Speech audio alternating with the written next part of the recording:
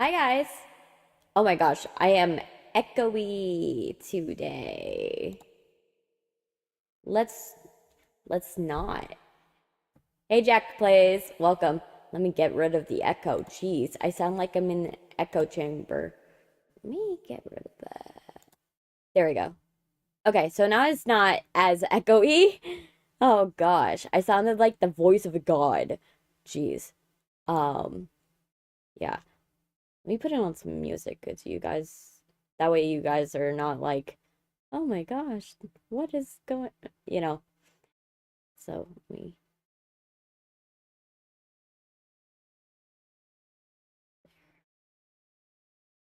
me set up the music. uh, as you see, I did it with a different hairstyle today. I was like, I'm in the mood to just go for a I don't care look. So as you can see, I have a little tiny ponytail on the top.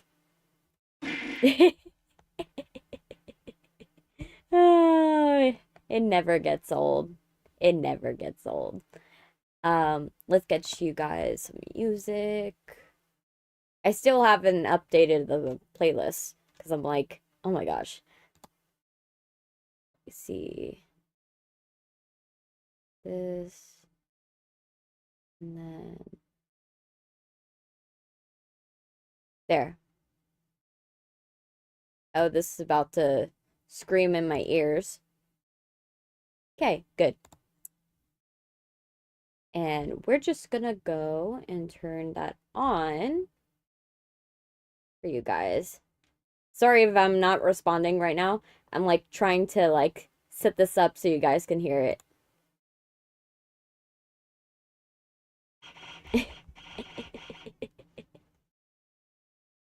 Come on, media player. You know what you're supposed to do. Work. There we go. I'm gonna turn up media player and turn it down in my ears because damn is it loud. It's like vibrating my ear canals. There. All right, 10 is fine. I can do 10. But yeah. All right. So let's check on you guys. Finish my playlist with cool songs. Oh, that's good. Next time, add media share. The only reason why I stopped using media share is it kept on glitching out the streams. I literally, like, when I added media share, it kept on glitching it out where, like, the streams would end prematurely and lose signal because of it. And so I ended up stop using it. I stopped using it for the meantime, only because of that. Eventually I will bring media share back. It's just for now, like, that is really the big deal that's going on. But it happens. That's what happens. But yeah, today we are doing a writing stream. My schedule got very crazy.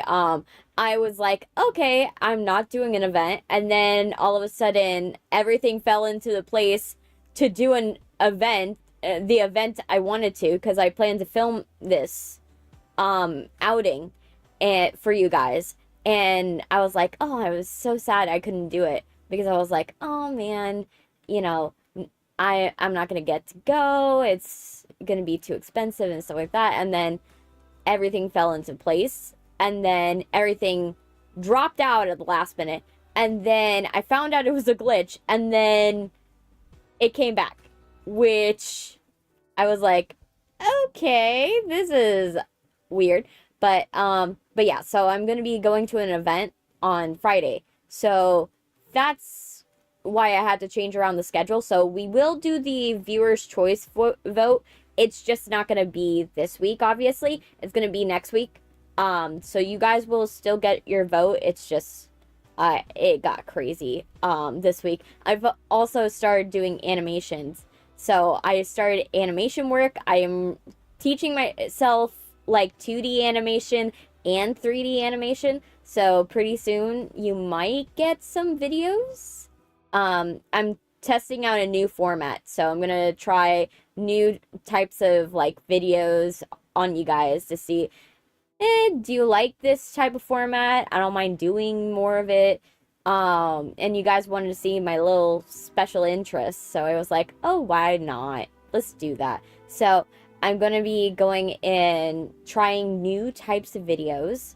So I'm going to be trying like animating 2D style and 3D style, and I'm going to be trying out going and like doing something similar to what like Emmy Richu did with her collab cafe thing. So I'm gonna try something new with that, and we'll see how that goes. You know, if it doesn't go well, don't have to make another one of those videos. But if you guys love it, I will do it. I'm also tweaking the model because I'm gonna be debuting a new model, a new version of the model, like a complete new version. Don't worry, you'll still have this version of the model. It's just that I want to have one without my face, without the face mask, and one with the face mask. So I wanted to do something like that, so that way I have like one for when I'm like, oh, I want to be more expressive, I'm more enunciated, it's a little easier, more dynamic. And then I want to have another one where I'm like, okay, I don't feel like that. Let's have this one. So I plan to have both running at the same time. So I'm like, oh, yay. So I've been working on that. But it's been like difficult because it's like, okay, let's get everything going. Let's set this up. No mate. ZG, sorry. I took them all. Oh, that's funny. But yeah, so I'm working on doing some animation work, so stay tuned for that. I think the first video I'm gonna see, it's most likely gonna be a retail story, some of my retail stories, because I was like, you know what, why don't I start with that? Why don't I lead with one of my stories, because they tend to be crazier. So we're gonna be, you guys are gonna be getting that. I'm currently animating it as we speak, because I was working on it. My brothers lent me one of their smaller graphing tablets, because I have a bigger one, but the thing is that this one's a little easier for me to work off of, because it's like, it is a tablet where it has a screen, but it's closer to me, and I tend to like get my face very close to the screen, and like my hand very close to with the pen, and I tend to go and like manhandle the tablet, but in order to get something to look good. But yeah, I went through like 4 iterations of like the 2D version before I finally found something that was good. I did retail too. I quit after a month because of low pay. Nah, I did a lot of retail, and like retail, it's a thing, you know. It's a decent job for some people. It's just I went through hell, and so I was like, you know what? If I went through hell of like retail, working retail, might as well tell the stories, and then like you guys can like enjoy my suffering. You guys can enjoy my suffering of what I had to deal with for years. So I'm dealing with that. So I'm doing the first one, which is like early in my job history. It was one of my first jobs that I ever did. That was like a normal person job. Because I had a long career before I started working like retail. I had like a job for 7 years. that I started out of middle school. So I worked pretty young. So I'm going to make Shelly a war criminal. Oh, just like all of my pets here. Jeffrey's a war criminal. Elmo's a war criminal. Like, we have Shelly. She will soon to be a war criminal. At some point, all of my characters, all my little stream pets, and all of my animals will eventually gang up and be an army for me. I will have an army of just sadistic pets. And then just one that loafs. And that would be Toby. Toby just loafs. So it's gonna be something funny and crazy. But yeah, I'm excited about the animation. I've been like doing it by hand, getting everything done, and I'm like, oh, it's hard. Don't get me wrong. It's good. It's hard because I'm not used to drawing tablets in this capacity. I'm used to using them for editing or something like, or sometimes for writing, but I'm not used to using them for drawing because I am used to like traditional media. So it's a bit of an adjustment because I'm getting used to the tools, getting used to what I'm able to do, and I'm getting more familiar with the Creator program that I already use for thumbnailing. So that's going to be even cooler because I'm going to find new features that I didn't know existed, and that's going to be fun. I found like a whole, like I was like, oh my gosh, the polygon tool, I could have used this a long time ago, but it is what it is. I live and I learn. So yeah, I also now have earrings, as you could see. I went and I've been going to Etsy shops, and I found some Etsy shops that make like earrings and custom hair pieces, and I was like, oh my gosh, I need to add it. So yes, I now have earrings, and they look so cute. Like, look at them. They're just swinging. They're swinging with my head. I just love it. But yeah, so I am working on all of that in the background, and it's just like, hopefully everything works out. We're gonna have a shorter stream because, like I said, I'm gonna have to have my brothers drive me like early in the morning to go and take me to this event. So it's gonna be like, oh my gosh, I'm so excited for it. I'm gonna be staying the night at like a stranger's house, so that's gonna be weird. But you know what? Fuck it. It's gonna be fun. It's gonna be fun, and everybody's gonna love it, and I'm going to enjoy myself, and I'm gonna be drinking my mocktails, having fun, and you guys will get a video out of it, so you guys will get to come along with me in spirit. So you will get a video, because I'm planning on videotaping this whole place, and because I'm allowed to, so I'm like, yay, I'm gonna videotape the whole place, my whole journey over there, and it's gonna be so fun, because I'm like, well, might as well do it. There's no harm, there's no one stopping me from doing it, and I have a cell phone, might as well, you know. So I'm bringing like 2 backup chargers so I can keep my phone charged, and I'm clearing out the 5,000 pictures that I took during the movie shoots that I did. So I am like, so that way I can get rid of all of that. So I have space for the videos, because I'm going to be videotaping a lot, and then interspacing some animation. So that way you guys get like some fun moments, but I'm not like videotaping everything the whole time. But yeah, it's gonna be fun. I'm so excited about it, and it's like, it's so nice. I like going up to like tourist attractions and crazy places, and this place, it so happens to be like very new, so I'm excited for you guys to see my reaction to some things. The main thing is I have a game plan because I plan to drink all the mocktails at this place. I'm gonna be drinking all the mocktails. I want to try them all. So, because that's my thing. I'm not a alcoholic.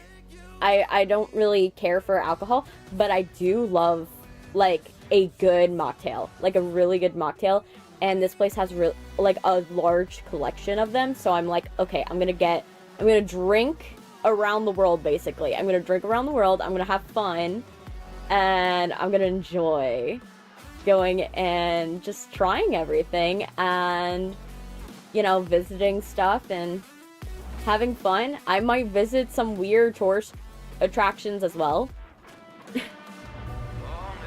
Yeah, they're pretty good. I'm not that person that is like, I don't like how I feel when I'm buzzed. I don't like the feeling. And so I never really cared. I can hold down my whiskey. I've drank whiskey before, moonshine. I've drank tequila before, beer. I've drank pretty much almost all of it. It's just not my cup of tea, to be honest. I kind of like, there's ways to make the same exact drink taste the same exact way, but not have the buzz. And I personally don't like the buzz. So that's why I'm getting mocktails. Yeah. I'm so excited about that. I'm like, ah. There's one that I was like looking into that I was like, ooh, that sounds like good, like grenadine and blood orange and like all of it. And like that alcohol-filled birthday I had, I was shit-faced for lack of better words. It happens. I've never been that way. Like, if there's one alcoholic beverage that I'll be okay with, is Prosecco. Prosecco's like fine. Like, I don't mind it. It's not too bad. Like, it's just like, it's not my thing, you know? Like, I could probably drink like something like vodka, but what's the point? I don't like the feeling. So, yeah, I prefer doing that.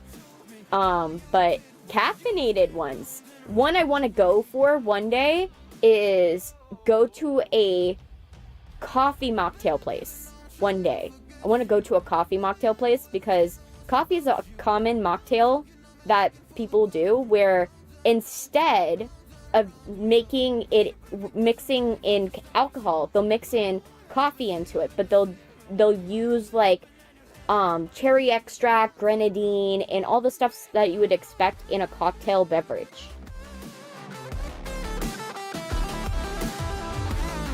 Oh my gosh, you fell off a mechanical bull? I've done that before. It's fun. I've actually done mechanical bulls like 4 times? 4 times I think I've done it. I did at a friend's birthday party because they bought a mechanical bull to come. They brought out one for her, like her birthday party at like a ranch that she owned. She owned like a giant ranch, and she was like mechanical bull. And I've also done one at a place. I did one. There was like a zoo event at one point that did it, and then I remember there was another one at a bar. But yeah, I've done a couple of them. But yeah,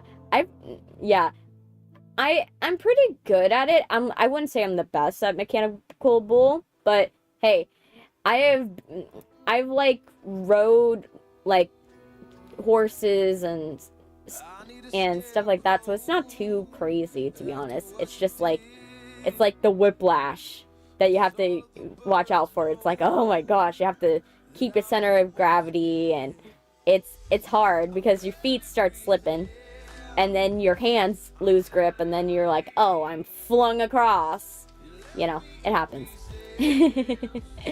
But yeah, so I've been working on all of that, and I'm just so excited for you guys to see the new improvements. It's sad because all you guys get to see is weird schedule changes and weird times when I'm posting, and and I feel bad because you guys are just like, you're just seeing all the weird parts of it, and you're not actually seeing what I'm doing in the background. I wish. And eventually you guys will see the labor of love that I've been working on for you guys, and I will be so happy when you guys get to see it. I'm just like, oh my gosh, it's so fun.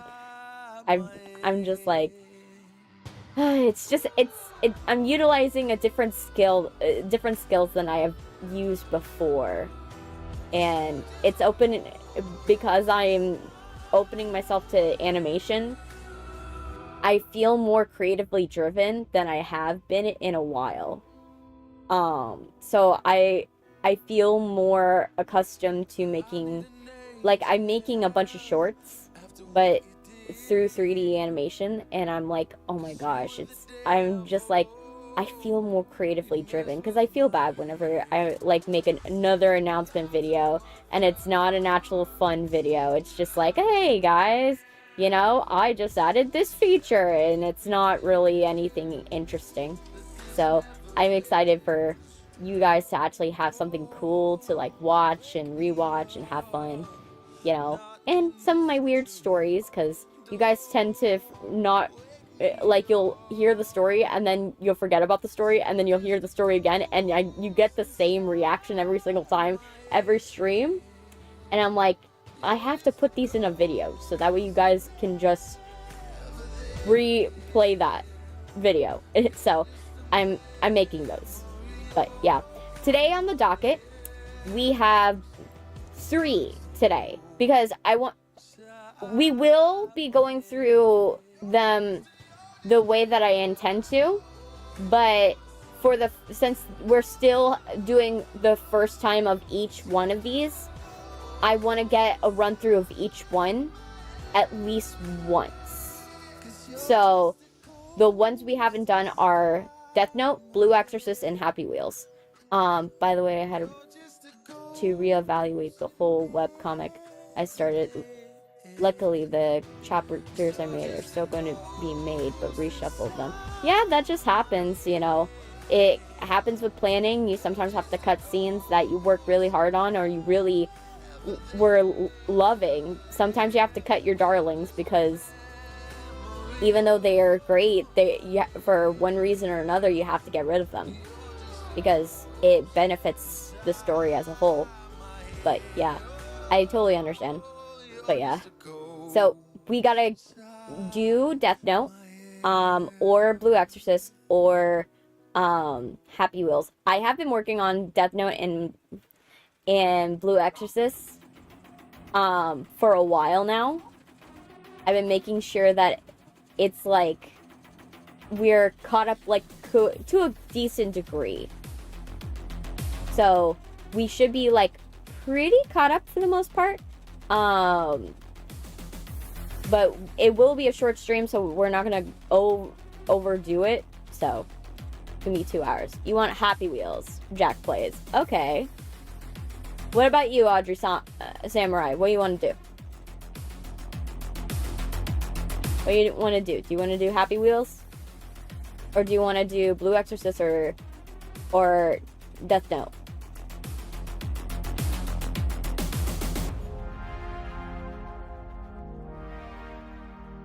But yeah.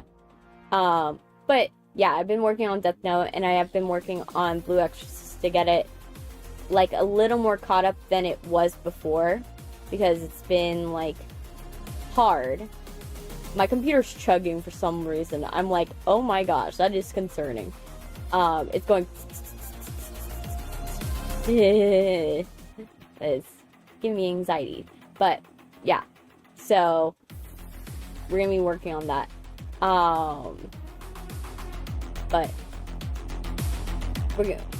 So I've been working on Deathnote. I rode up to where they're having that meeting, the G8 summit meeting. Like I caught up to there, and then for Blue Exorcist, I wrote all the way up to the funeral. Like, I wrote to the funeral, and then I stopped. So, I'm subbing in for ZG. They had a long day and just got to their house. That's totally fine, you know. ZG will probably go and watch me later. For the most part, he might watch the stream later and see how I'm doing. Because that's how it is.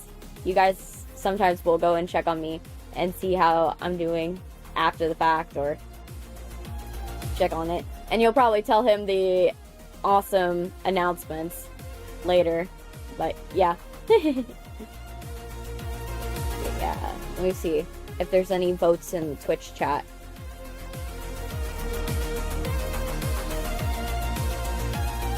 The music is going hard. Like, why is the music going so hard today?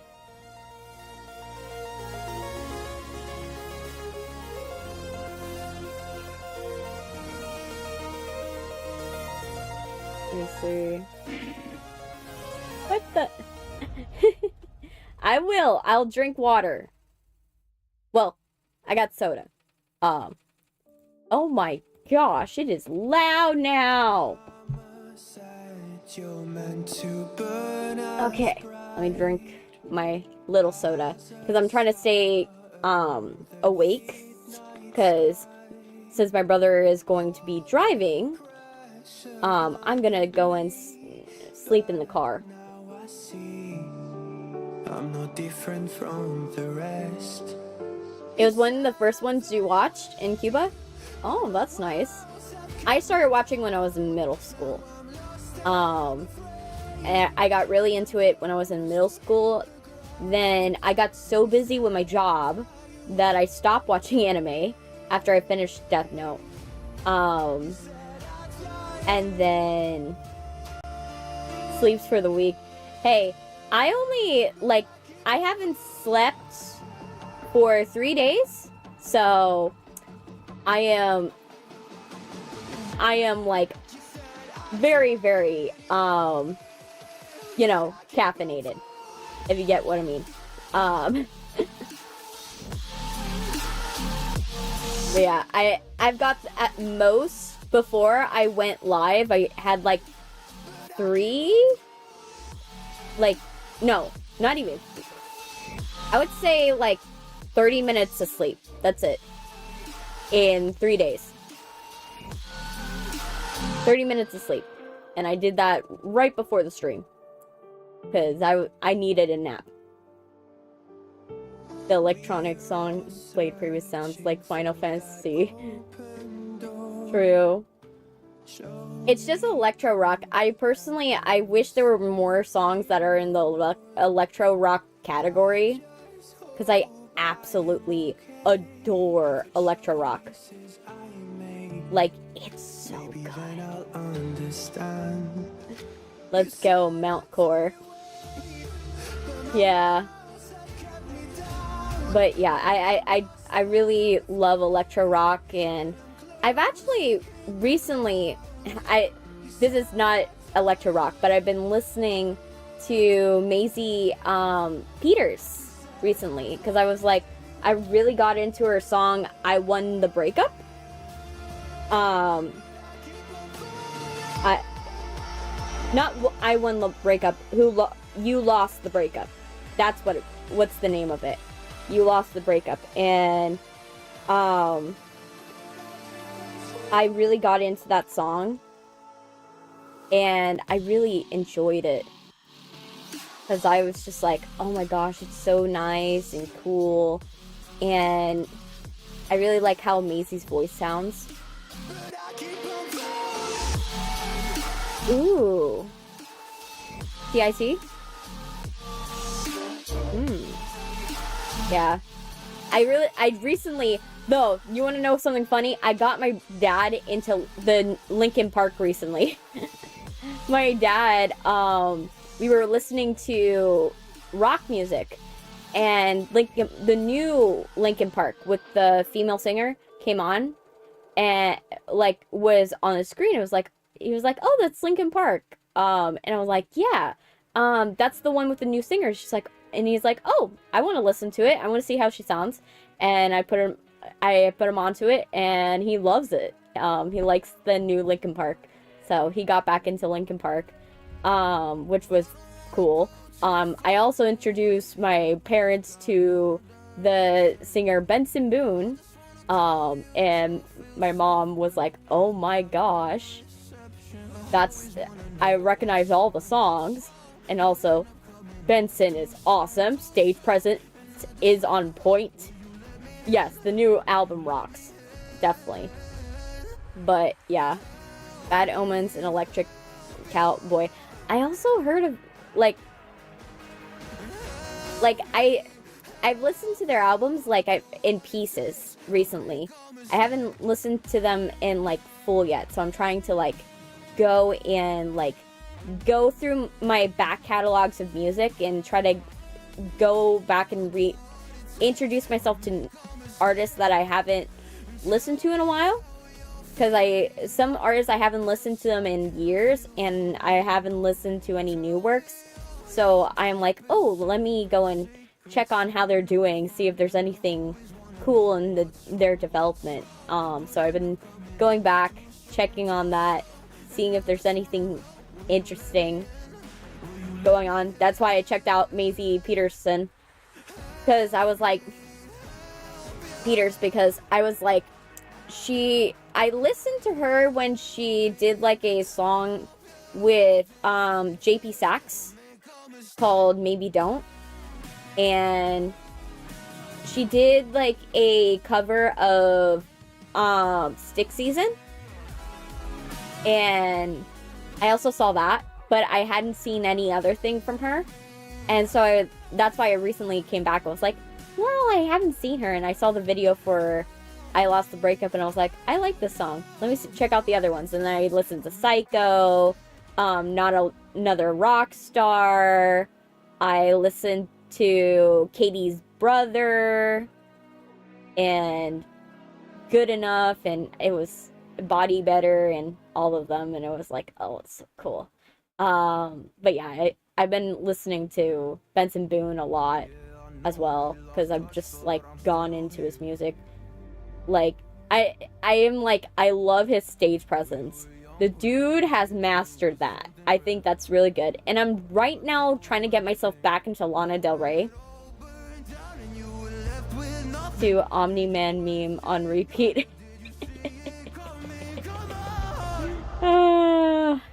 Nah, that sometimes happens to me where I'll listen to a meme and then it's stuck in my head for a solid month. And I'm stuck with it. It just lives in the cavities of my brain. And I'm just like, shit, now I'm stuck. But yeah, I know what you mean. But yeah, I am going back to listening to Lana Del Rey because I haven't listened to her in a while. And I'm planning on listening to Florence and the Machine because I haven't listened to them in so long.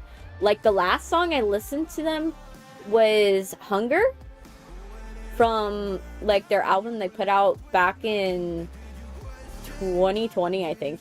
Wow, long ago. That's 5 years ago. Okay.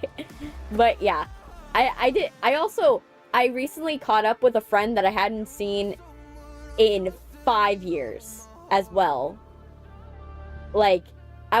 And how we know this is that some of my siblings, when she met them,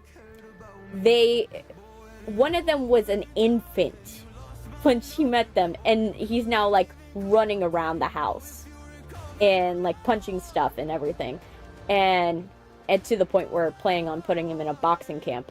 I was actually researching boxing camps and taekwondo camps for him to do over the summer. Perfect beverage. Yeah. But yeah, so we're planning on putting him in a boxing camp because that dude has a lot of energy.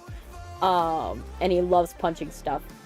And so, yeah, she came over to our house today. Not today. Yesterday. And to say hi and hang out. And we were like, oh my gosh, we haven't talked in 5 years. And she hasn't talked to my brothers in a long time, too, because she only invites them to... She was like, man, I only invite you guys to my birthday parties. Florence and the Machine made a song for Final Fantasy game, and I think a cover of Stand By Me. I've gotta listen to that. The thing is, I love Florence and the Machine. I just haven't listened to them in a long time. She has like an ethereal voice. It's just so good. It's like very present. It's ambient and present at the same time. It's just wonderful.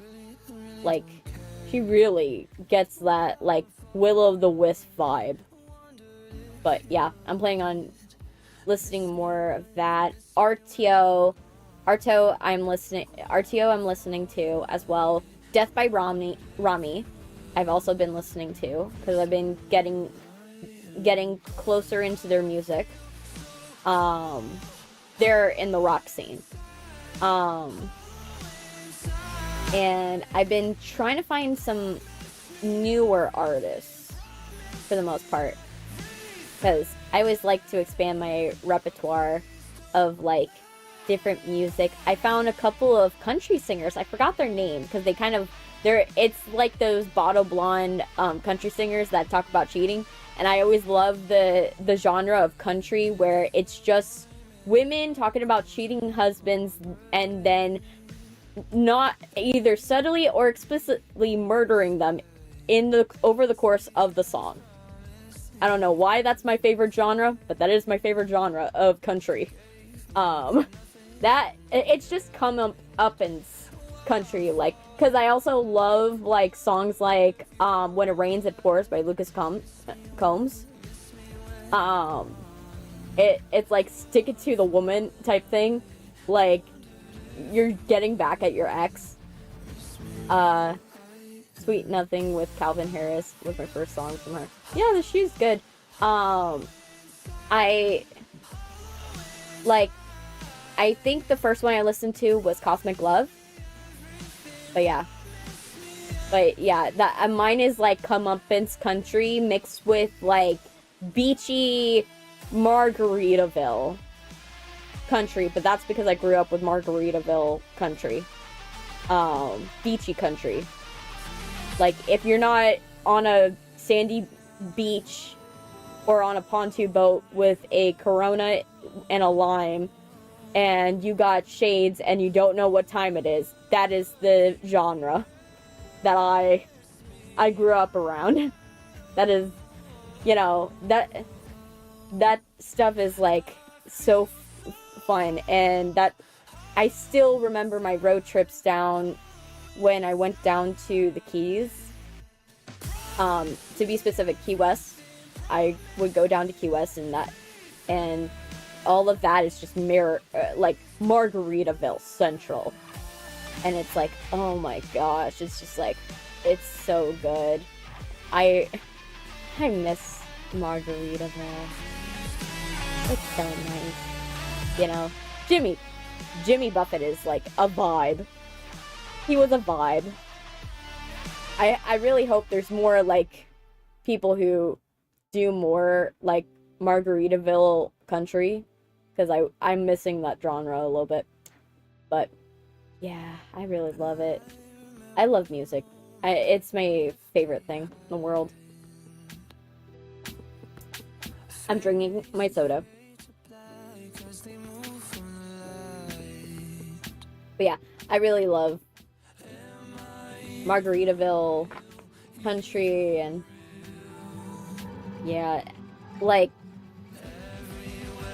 just like standing out by the coast with the salt, like with the with the with the grass like slicing your legs, like that's the type of country I grew up around, like really bluegrass. But yeah, I love that type of country. I really love, like, I've been wanting to go to like a music festival, and my dad knows I want to go to a music festival so badly. So he's like, okay, I'm gonna, like, whenever the next music festival comes to town, I'm gonna have your brothers take you to it. Because I've been wanting to go to an electro rock music festival. I've been wanting to do that. And I haven't been able to because, you know, my parents are very concerned about my sense of danger and my safety. So, of course, I don't end up doing it because I can't exactly do it. And so it sucks. It's sad. I want to do it, but I can't do it. And I want to have fun, but it happens. Going to Lord of the Rings music concert with the music from the movies, Hobbit included. Oh, that's cool. I'm not really... I do appreciate an orchestra. Hey, Sans, welcome! We're talking about music. But yeah, like, I appreciate a good orchestra. It's just, like, I'm one of those where, like, I want to be watching the movie while the orchestra's there. So, I'm more inclined to, like, a Broadway orchestra than anything else, to be honest, if I'm being quite serious. But, like, doing something like that would be so cool. Going to, like, an orchestra while they're playing, like, the series of the movies. It would be so cool. Just amazing. Just awesome. But yeah, so I've been listening to so many different artists. I've been just trying to get used to it. You think a raccoon is a nice little kitten, a bear is a big puppy, and a shark is an oversized goldfish. Personally, I think of raccoons as trash pandas. They're just red pandas that we just colloquially have decided that they don't have value for some weird reason. I've had friends that owned raccoons as pets. Not kidding. One of them was on the Discovery Channel because he owned so many. Not kidding. He owned like a bunch in his house, and he would set them free, like, to roam the streets, neutered. Yeah, like, raccoons are just awesome. But yeah, they have like human-like hands, which is weird for some people. But yeah, he would set them free, to roam the streets, neutered, and just they would go out and then they would come back to the house because they were like trained to come back to the house for like food. Speaking of musicals, Has-Been Hotel and Hello Boss finally are joining forces. Yay. I'm so excited. I'm genuinely excited. And I've also been excited about that there's been like secret castings for like voice actors. So I'm excited for that. Angel Dust is getting a brother. Angel Dust's brother is going to be in the show as one of the main characters, which I'm excited about. And he's a spider. Which I was like, okay, that fits the vibe. Because, like, what the fuck is Angel Dust? Is he supposed to be a spider? Like, is that the family problem? Like, his brother looks more emo spider. And Angel Dust looks like could be a beetle, but also could be a spider. At the same time. Can't tell. Voiced by CG. But yeah, but I'm so excited. I really am excited to see it. You met the voice actors? Yeah. I I'm excited to watch it. One of the things I've been thinking about is also probably doing a React series after reaching like membership status. Like, it would most likely have to be like a members only like Twitch thing, because I would like if I'm gonna risk getting a DMCA like takedown, I rather it be like something like very easily hidden, you know. But the pilot had Michael Kovich as Angel Dust voice. Yeah. Of course, Alistair's cool. He's Alistair. Alistair's my favorite. Alistair's my absolute favorite. I've been wanting to do a Charlester cosplay for a long time. Where, if you don't know what Charlester is, it's a mixture between Charlie and Alistair. Because I absolutely love Alistair's character design, but I resonate with both Charlie and Alistair in weird ways. Like, they're like, in a ways, they're like the same character, but different sides of the coin, if you get what I mean. They're like weirdly the same character. And just like one's very, very like bubbly, and the other one's like maniacally optimistic. But yeah, the Charlie cosplayer in front of me that met Charlie voice actor went apeshit after meeting her. Yeah. I like, oh my gosh. Like, it would be cool to meet Miss Hannigan. Like, oh my gosh, she like you guys know her from like Hazbin Hotel, but I've been watching her from Mean Girls. Like, she was on Mean Girls Broadway, and I was like, oh my gosh, she did like she wasn't my favorite character. Katie Heron wasn't my favorite. Singing wise, she wasn't my favorite. And that's nothing wrong with that. She's not a terrible singer in the slightest. I just when she did that show, I think the songs, in my opinion, for her were like less good. Janice's character got better songs. And so I felt like she never had a real good time to shine, even though she played the lead. She played the lead. Like, her acting chops were good. Her acting chops were good, and her comedic timing was good. And her recovery. I remember she talked about this,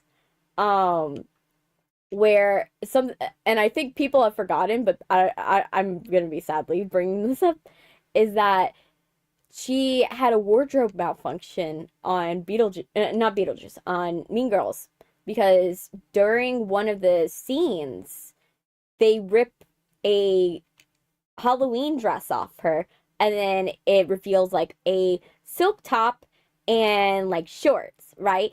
A really nice moment. But what happened one night is they rip off the dress, and because the shirt's made out of silk, she can't tell that the shirt has slipped down, showing the girls to the audience by accident. That happened. That happened one night.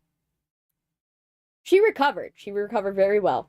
And the girl that was playing Gretchen, she like had a really good save and like took off her jacket and gave it to her, like in like a quick like, oh, let's fix it really quick type moment. But oh my gosh, like, I would have been mortified. Like, just imagine that. Just like that happens.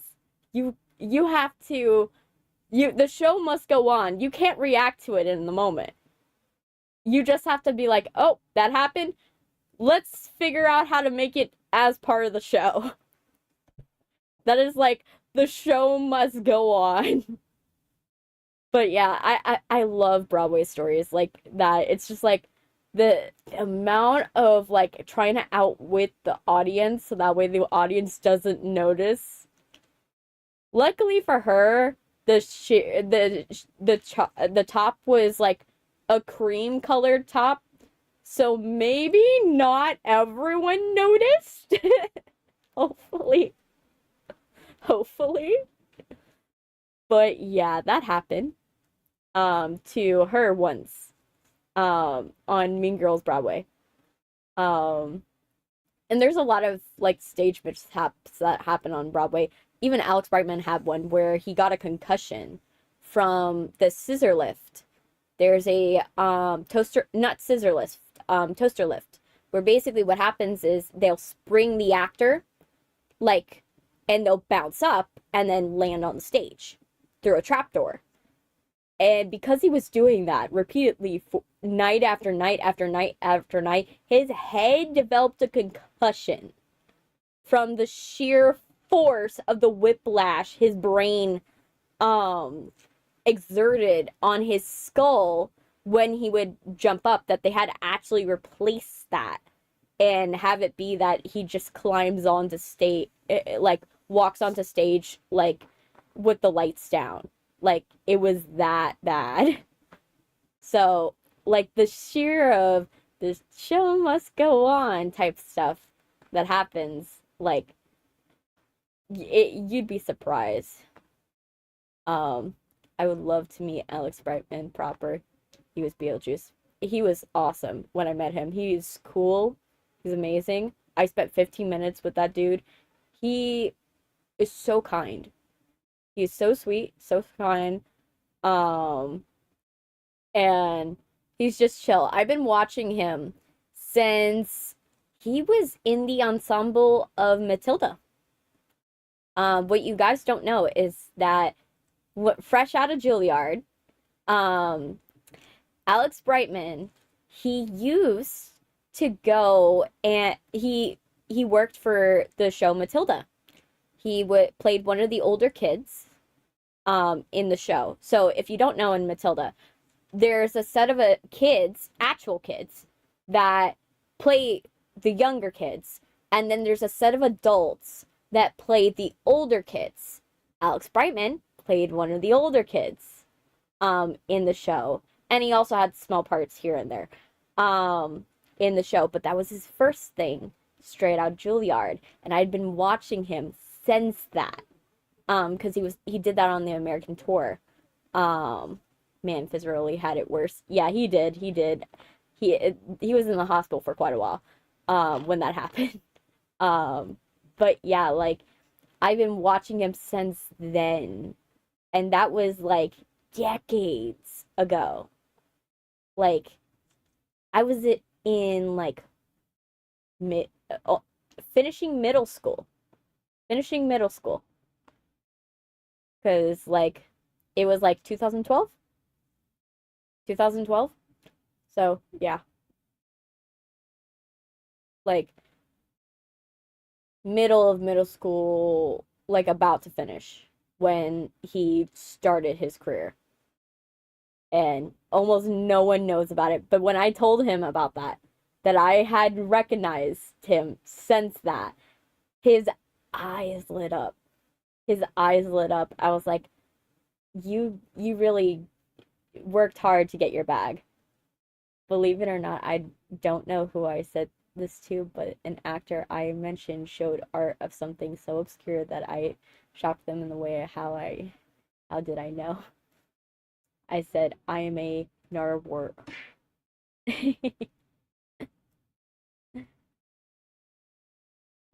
Hi. Welcome. Um, why is Stream Elements like all of a sudden coming into the chat? That is weird. Okay. I have it turned off, which is weirder. Are they just suddenly like showing up now?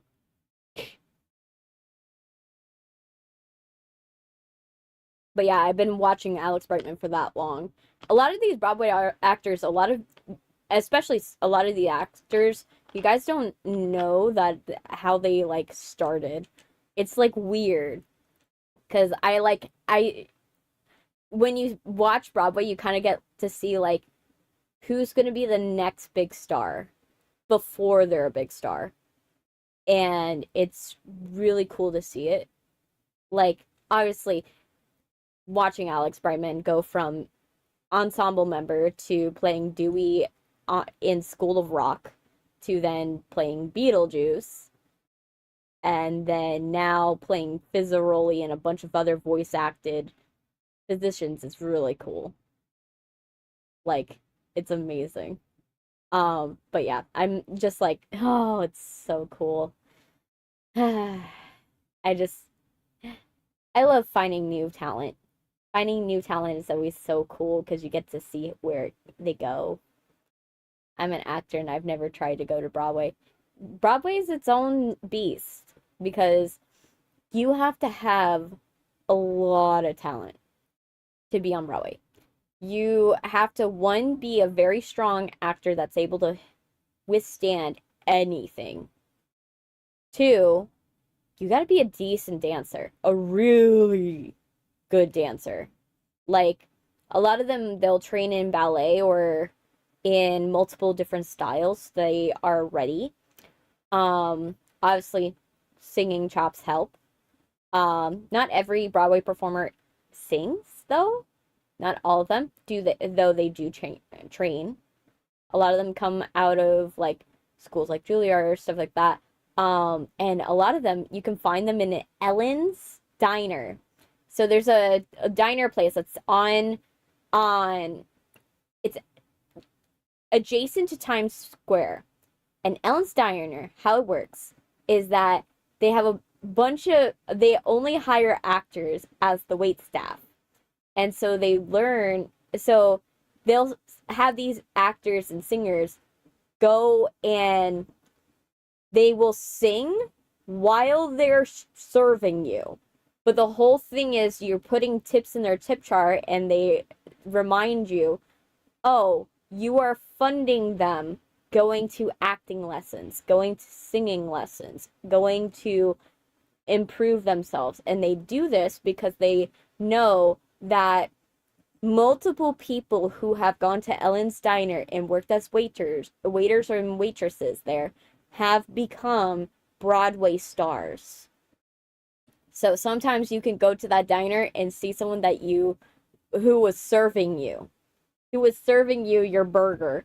You're like very, very, I have to say the food sucks, but serving you a kind of tourist adjacent burger, and then next year see them in like as the lead in the next Broadway musical, which is so cool. Not an actor, but I did a zombie growl for a production and I had to drink honey lemon. I wish I can drink honey. Can't drink it. I'm allergic to honey.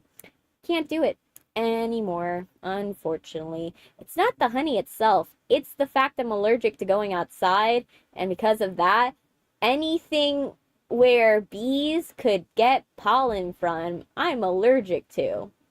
So, as a byproduct, I'm not allergic to the substance, I'm allergic to whatever it's infused with, which is awkward. So, like, I am allergic to honey, but with an asterisk.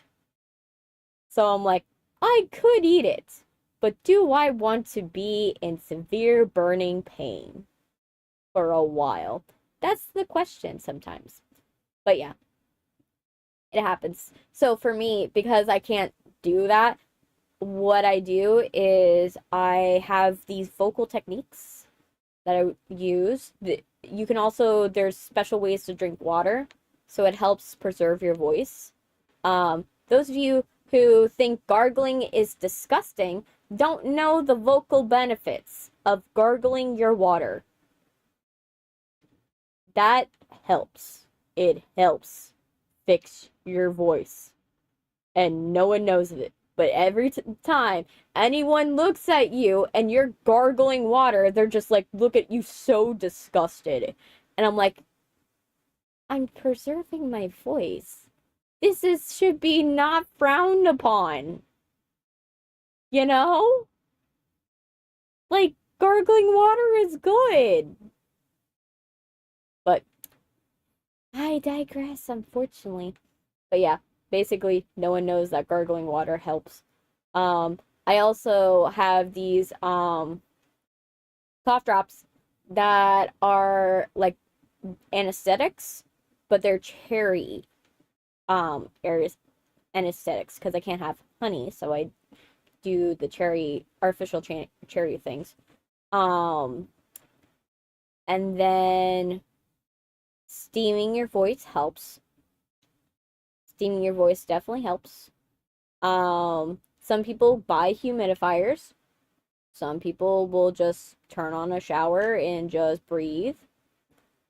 Um, and then you can also do it over soup. That helps. That helps, definitely. But yeah, but mostly training your voice to find a healthy placement. Recently, I played a song called I Lost a Late Goodbye by the Finnish band Poets of the Fall, who worked with Remedy Entertainment and Sam Lakeland creators and Max Payne, Alan Wake and Control. Oh, that's cool. That's fun. Though I I'm so excited for the Rocksmith series.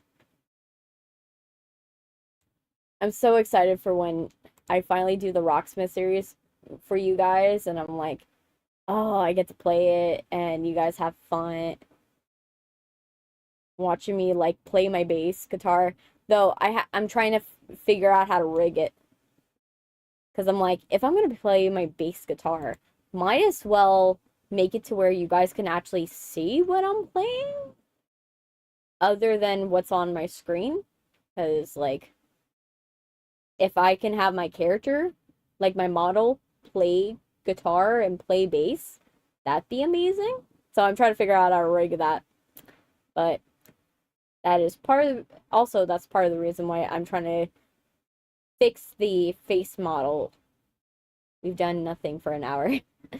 That's what happens. You know, this is why the first hour I always dedicated to talking, because then we tend to not go off topic as much when we are working on the thing.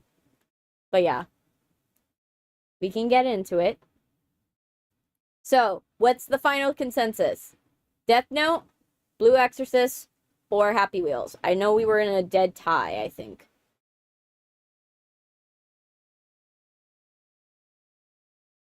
So, what is it? Also, the music stopped playing. I don't know when it stopped, but it stopped playing.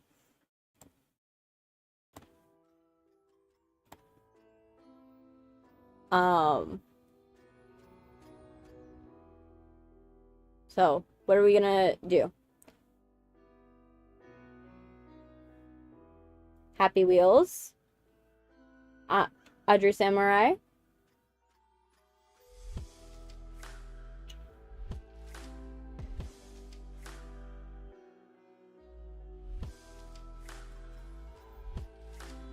or Jacksepticeye. Yeah. We did most of the planning for that one, at least. So, most of it is kind of done. It's just, we just have to start writing the script for the most part. Because we came up with the main idea for the characters last time. What the traps look, the courses look like, what is it gonna look like, in terms of, like, the themes of the story and the stakes and everything like that. So, anybody else? Because I need people to vote. So that way we can have a general consensus. Because I'm closing the voting in 3 minutes. So.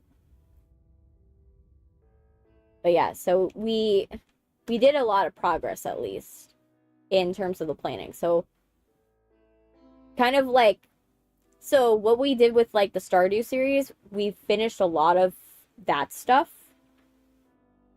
We finished all the planning that we did in the breakout board, and now it's just, okay, write the script, get everything done. We also, we want I have an idea for what I want Jacksepticeye to be in this movie. I know because this, I'm writing the script in the hopes that maybe this is me, like, kind of manifesting, but hopefully one day I can do is, like, write the script. If someone loves it enough, like maybe Markiplier's or one of these YouTubers, or even Jacksepticeye himself, they might want to, like, take me up on making this movie, which would be so cool. I would love to do that if I ever got a chance. It would be like, oh, I want that. I want to like do that, and then like have Jacksepticeye be one of the sports telecasters. Jacksepticeye would just like, he'd be rooting for Steve. Like, he's the only one that's like rooting for Steve. But yeah, our general characters were Florida Man, a drag queen, the old man in a wheelchair that basically is based off of Solid Snake, but if he was old, and the fat chick. Yeah, that's our main cast. They're all vibes. They're all based off of vibes. But yeah, I think we're gonna have to go with Happy Wheels, because no one else responded. So, yay! Happy Wheels won. So let me get it ready. Okay. This.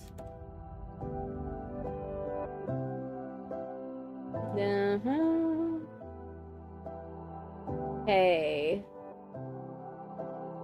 This.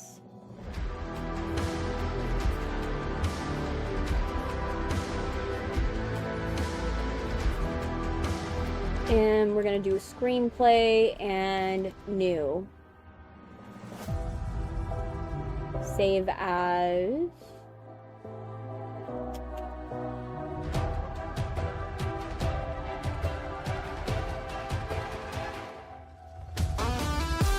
But yeah, I am Happy Wheels will have a Florida Man, because I want a Florida Man as a character.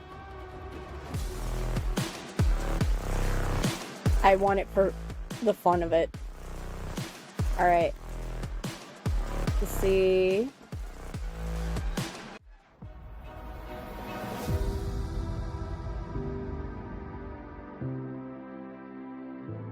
See. Okay. Good.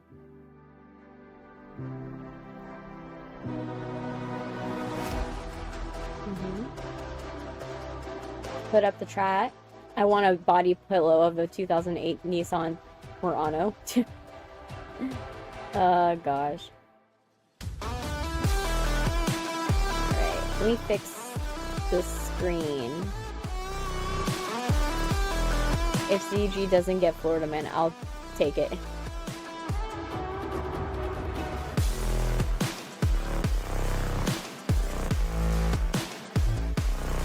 Okay, let me see.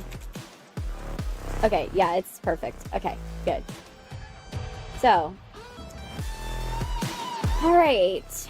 How should we establish our leading man in the first scene?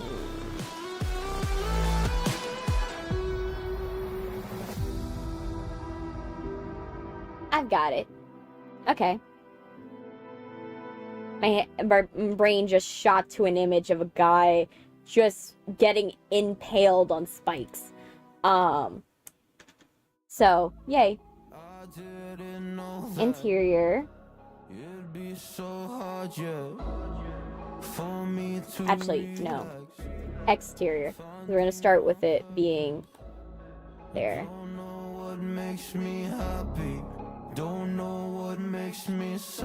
Okay. This race course.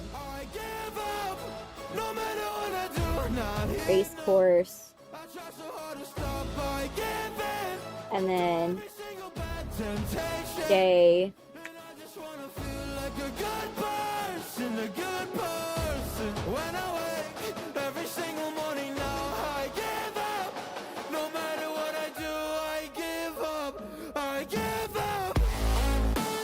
Group of eclectic looking racers racers.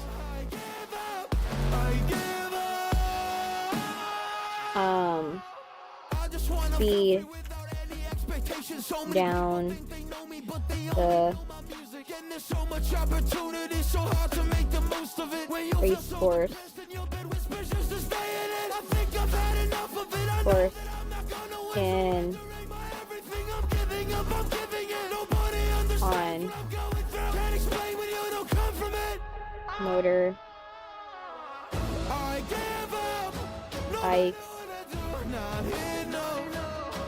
motorbikes, ATVs,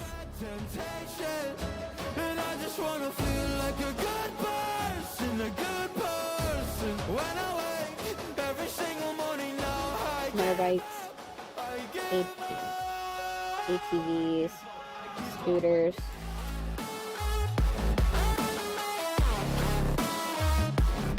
and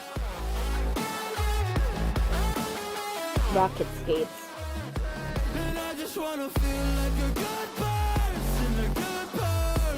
I also want a body pillow of all 1,000 plus Pokemon. Personally, I just want a plushie of Mimikyu. And for those of you who don't know what Mimikyu is the Pokemon that looks like Pikachu. He dresses up as Pikachu, but that's because no one can look at his face because they die instantly if they look at his face. Like, he's basically Medusa. And so he just wants a friend, but he can't have friends because they all die. And I feel so sorry for them. You know?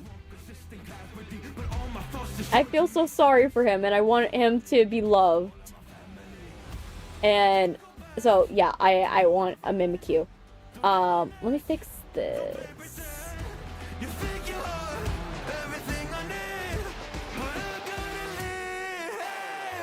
Because I'm in the wrong category. There. Done.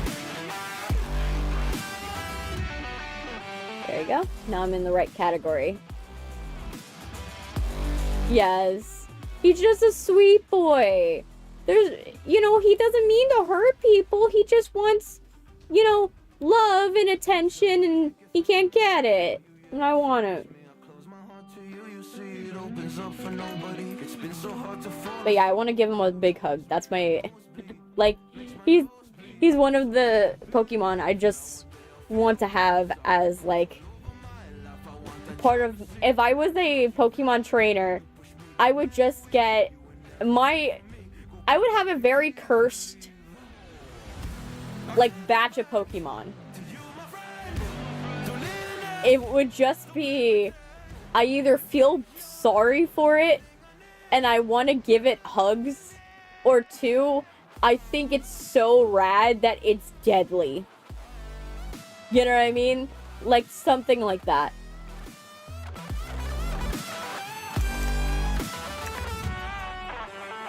Alright. Eclectic looking racer speed down a race course on motorbikes, ATVs, and rocket skates. The race course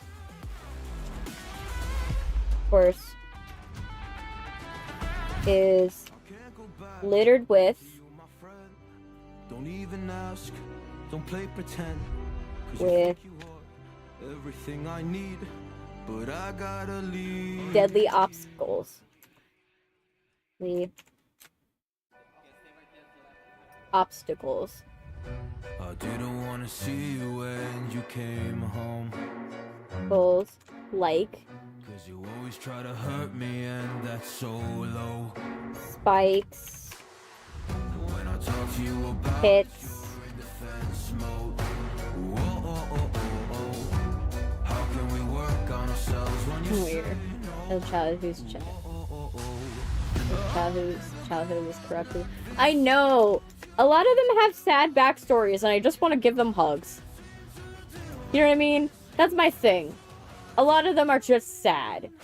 I just want to, you know, like, one of them, I think there's one of them that's a possessed doll, that it's a doll that's their owner stopped playing with them and basically left them to be alone, and so they became possessed by the spirit of the sadness that the doll felt, and then basically that's a Pokemon, and I just want to get that Pokemon so that way I could just make it happy. I just want to give it cuddles. That's my thing.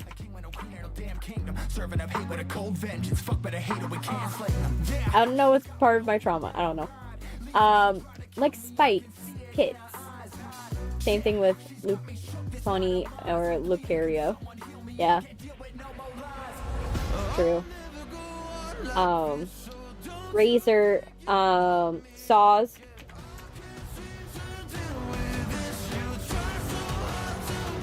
Saws, ramps, conveyor belts,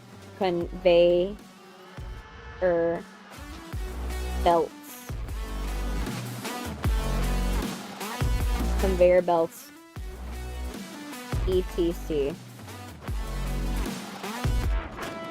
Yeah.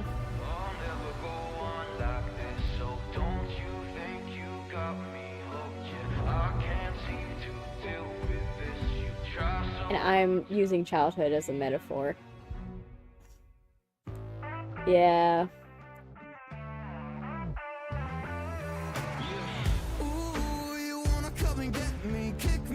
Literally, like, I'm just that, like, if I ever do a stream of Pokemon, I just would love to see how cursed my main Pokemon would be. Like, how cursed would they be? Like, they will all be cursed items, most likely, jokingly. Like, and also legitimately, like, they would most likely be cursed items. Unfortunately. That would just feel so bad. A group of eclectic looking racers speed down a race course on motorbikes, ATVs, scooters, and rocket skates. The race course is littered with deadly obstacles like spikes, pits, saws, ramps, conveyor belts.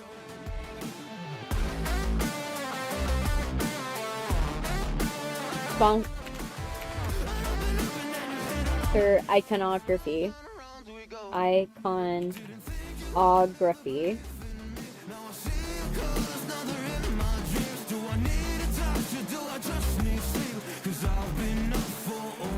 Are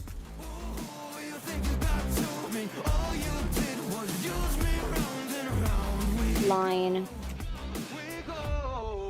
the course.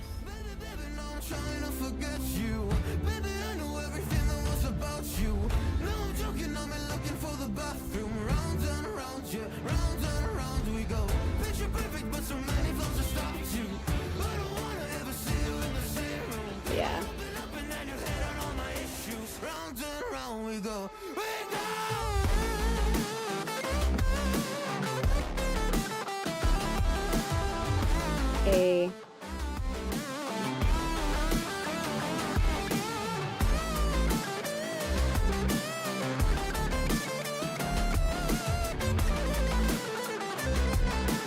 A gentleman, a guy on wearing rocket skates.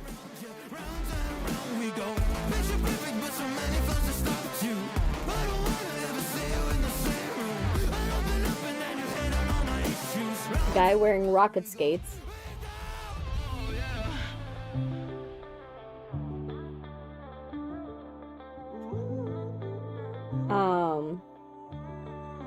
Weaves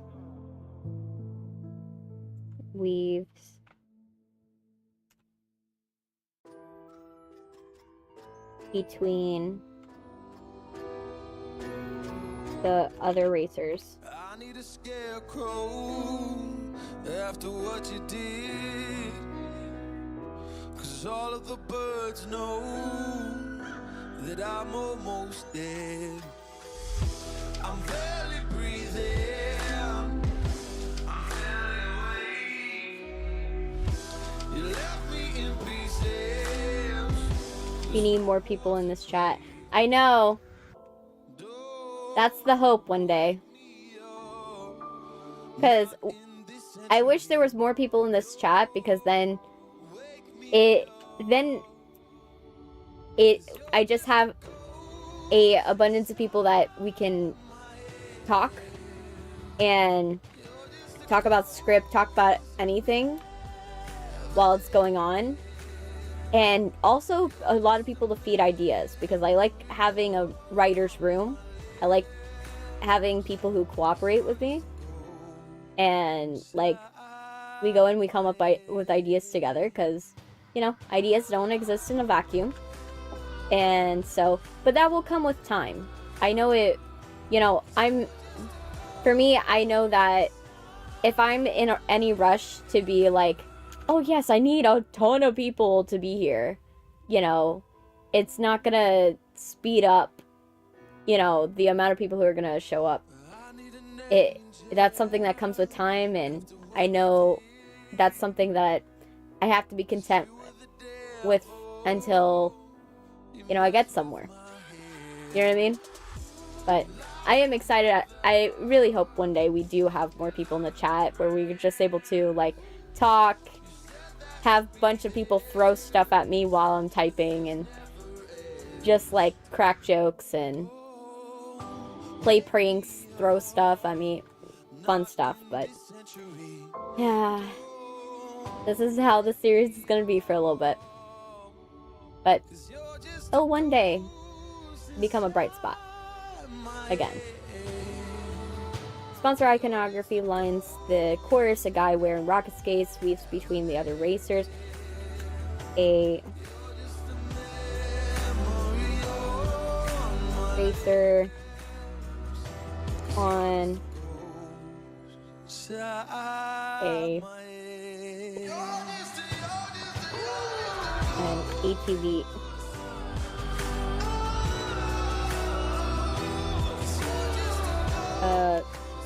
On a motorbike.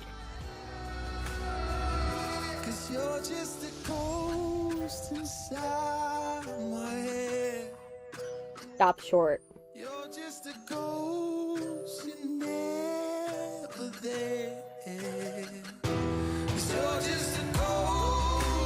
Stop quickly. Quickly. And does a wheelie. Does a front wheelie.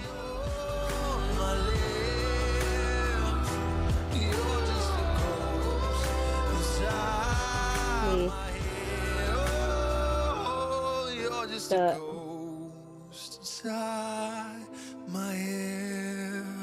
other racers stop as well.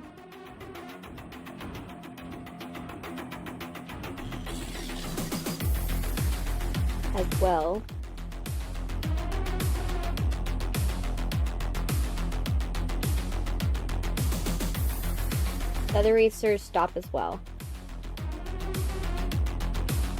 The guy on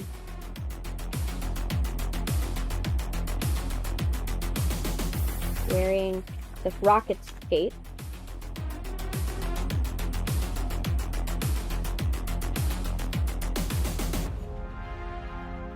frustrated we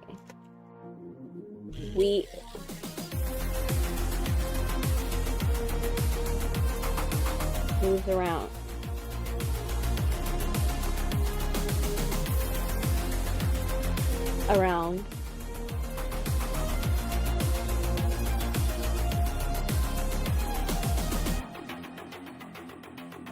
The motorbike.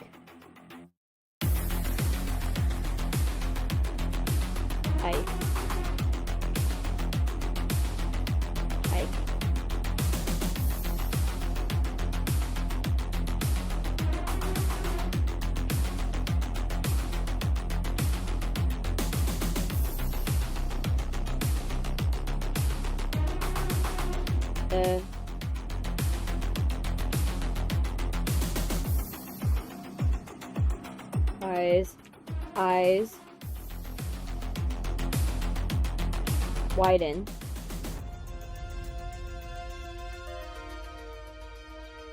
Widen.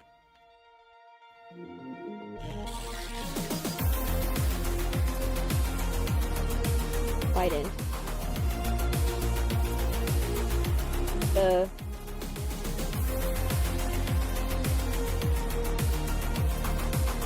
Widen as the road as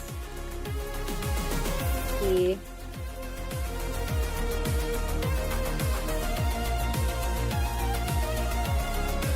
flies off a cliff. Fly as he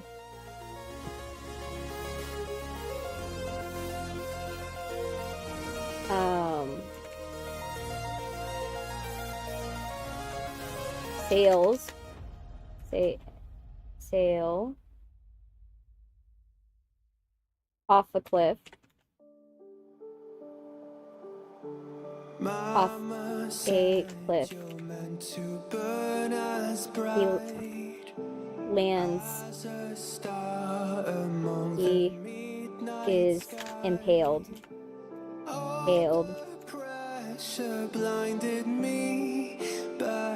He slams. I'm not different from the rest. Into a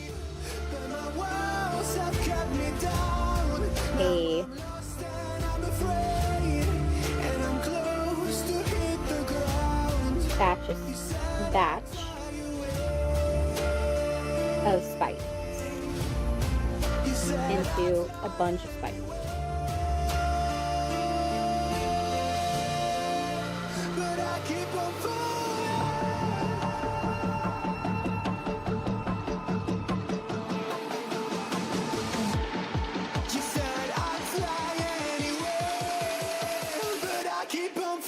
There you go. And then, so that's basically the point of this cold open, is to establish that this is what the race is in its most brutal part. Its most brutal way. And we're gonna have it zoom out to our main guy watching this on TV. With his brother. Like, something like that. Like, his brother's watching it on TV and he can't watch. You know what I mean? Something like that, where he's like, I don't see the reason why you should be watching it. Something like that. But yeah. So, let's go into this.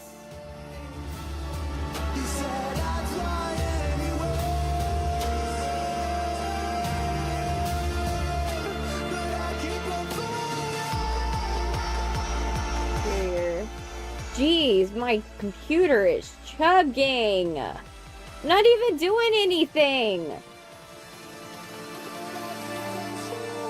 Not much is going on, dude. Needs to stop freaking out. That I have too many programs? That's what it is. This was one of them. Oh no, it freaked out. I'm sorry. Computer. It's angry. The computer's angry. I made it angry.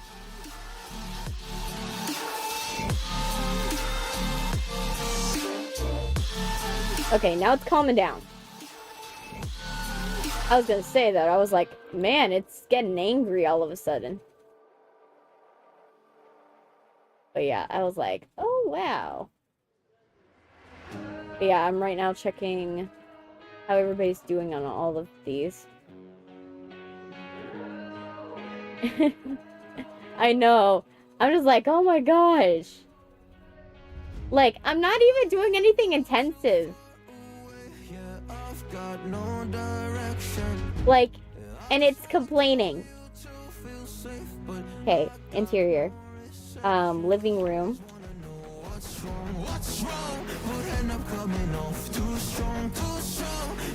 Living room. Day.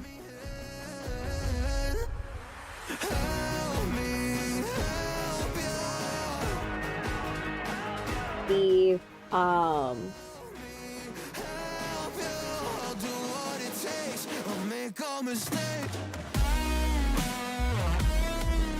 what should his brother, what was his brother's name that I came up with?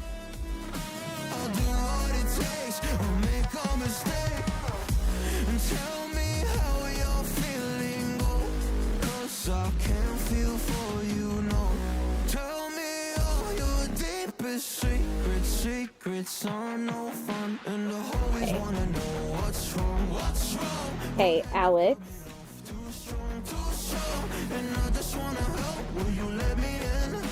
Let's see.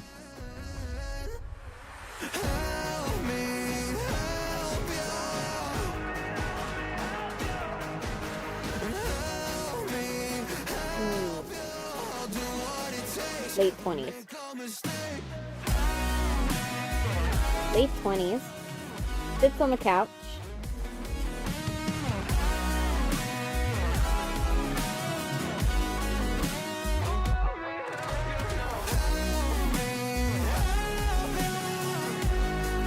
The couch.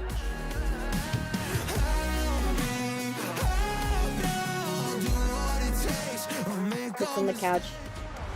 Eating.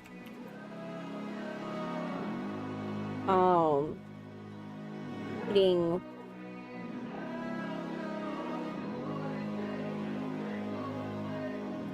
chicken wings.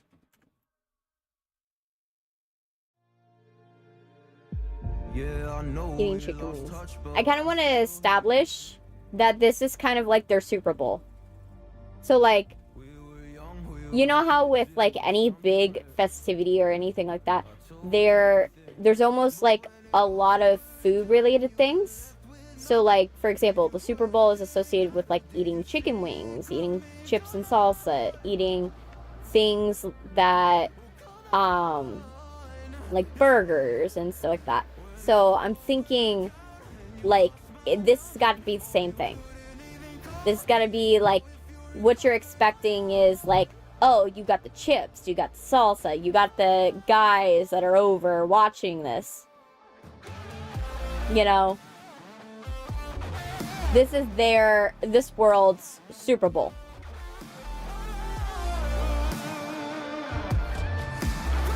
Sits on the couch eating chicken wings.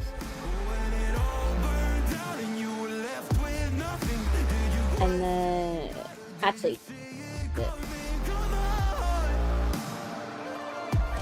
the TV, a TV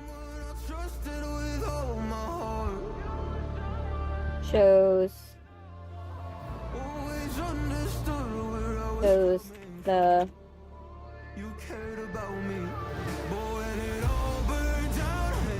mode, the rocket skate,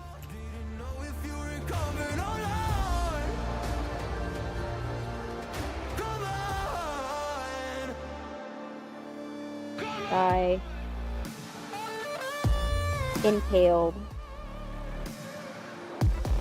on the spikes with a sliding caption.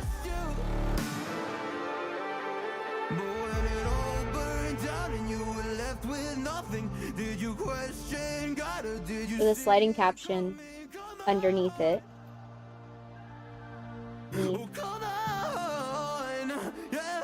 It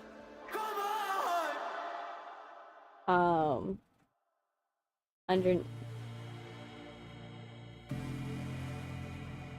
McEvil.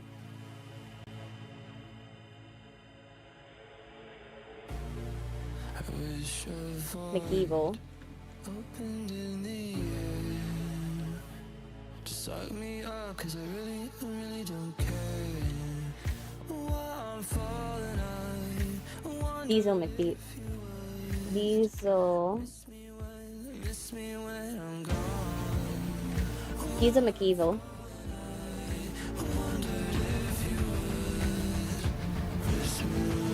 Has been eliminated.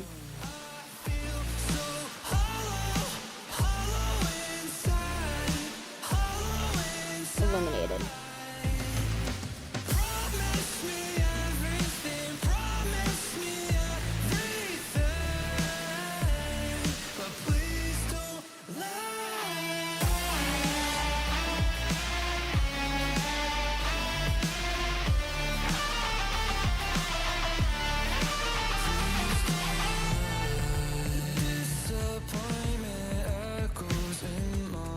Sits in the couch.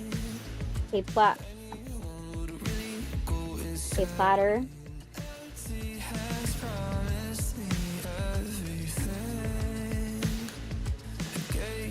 of chicken wings, chips, salsa,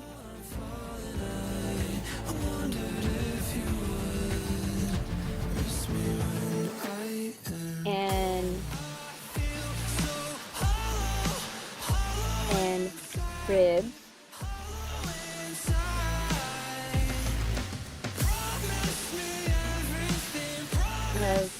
Chicken wings, chips, salsa, and ribs.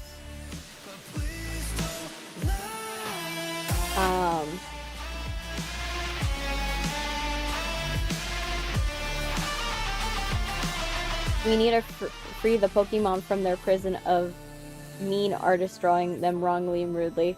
I know. I love Pokemon. I love Pokemon. I suck at the game. But, like, because I get too distracted with side quests. That I never actually go to the gyms. And that's the common theme of every game I've ever played. Is that when I'm playing them for myself, I don't actually play the main quest. I never go to the gyms. I just stay out in the fields. Just going and catching as many Pokemon as I can find and feeling sorry for them. I fail the idea of Pokemon.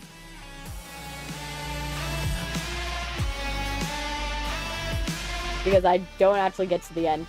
No plot progression ever happens. Same thing with, like, Legend of Zelda.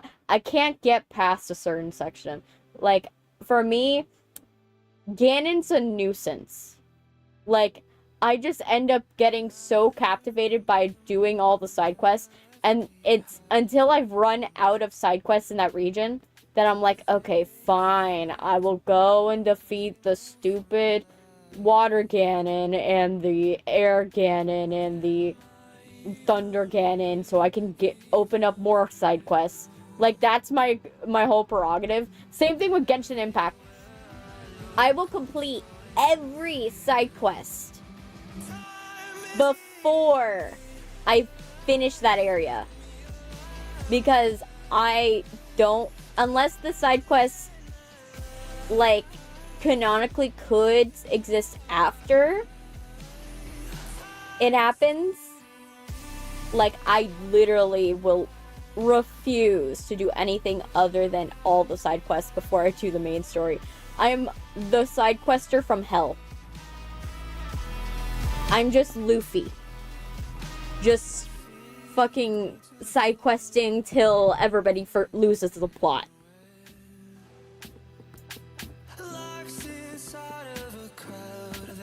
You know?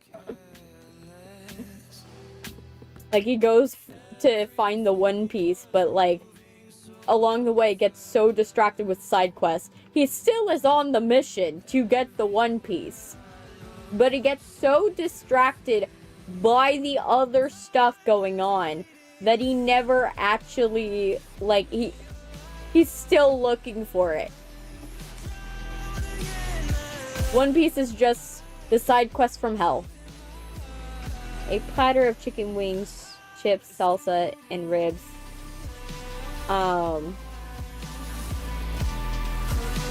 Sits on the table. Coffee table.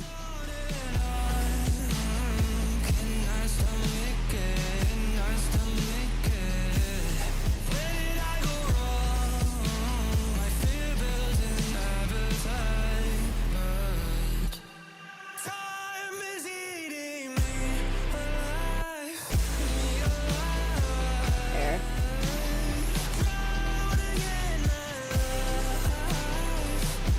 Platter of chicken wings, chips, and salsa. A 2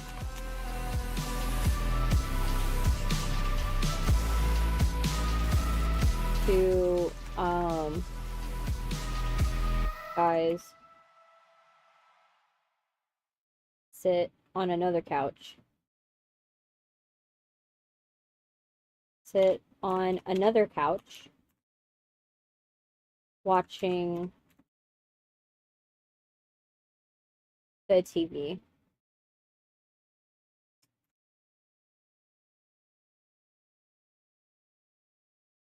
Okay. So we've established with this is that this is their version of the Super Bowl. It's deadly. It is a very commercial event. Very commercial event. And everybody is fine with watching people die. We've established in just these couple moments. So let's do this. So the next thing we gotta do is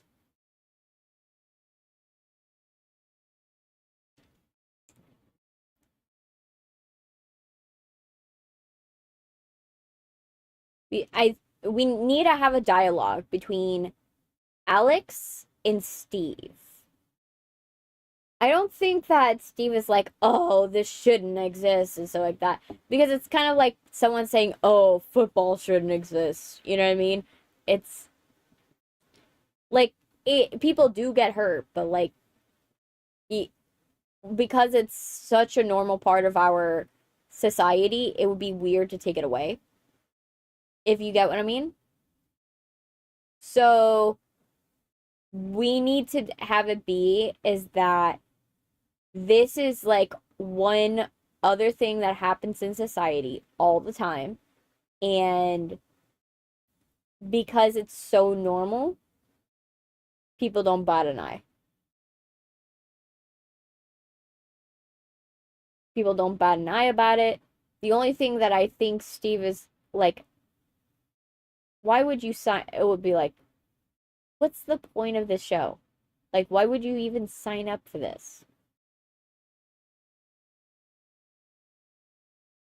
You know, I think I think what's gotta happen is Alex is gonna be like, why don't you join us? And like Steve's in like the kitchen, like cautiously trying to like make something for himself, like some food. And like he's trying to cautiously do that. Because we also have to establish that his family is like Murphy's Law hates them.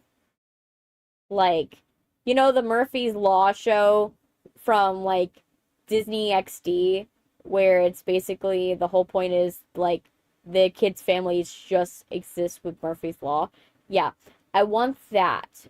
But this is the most lucky guy that exists, right? The most unlucky guy. And so the luckiest lucky things have to happen while he's cooking, right? So like it like something has to happen where like we got to first figure out what is he cooking that if you were to mess it up, it would still taste good or it would accidentally be good. You know what I mean? Or something like that. We have to figure out something like that. There has to be a dialogue between Alex and Steve where Steve is like, I can't see how you guys can watch this. You know, it like it's I don't understand why someone would sign up for this, you know? And it's kind of the audience's way, it's the way to like say it for the audience. Like, wouldn't you want, and then have Alex be like, dude, anyone would want to like live a life of not looking over their shoulder ever again. You know what I mean? Like not having to worry about money ever again. You know, like anyone would want that. And sure, yes, you will die. You could die in the show, but the benefits outweigh the risks, you know, something like that. Something like that has to happen where he has to talk about that. And like he's like they have to be like, why don't you guys go like why don't you guys apply for the next one? You know? And probably what I'll do is I'll put like, you know how in Survivor every single time like there's an episode of Survivor, they have like, oh, you can join Survivor too. And it's usually done at the season finale or like they'll do it like at the end of an episode and be like, you can join our Survivor family too by applying right here to be a Survivor contestant. You know, they do it every single time. And so like that's part of the joke. If you get what I mean? Like it's supposed to be we're parodying that in a sense. If you want to be part of the Happy Wheels competition, go and type this go and email us at happywheels at yadayadatv.com and you could be a contestant too, you know, something like that, similar to how it is on Survivor. And then what would happen is that it's kind of like that gives that parody of that type of concept. There has to be also another realm, another we also have to have it be that this is similar to how Survivor works, where this race has to happen like every, I would say, season. So like how Survivor works is they'll have a season that goes they'll have a fall season, a winter season, and then a like spring season and then a summer season. And they just continuously do it like that, I think. I think that's what it is. I think it's either 2 or 4. I don't remember which, but I remember it's something like that.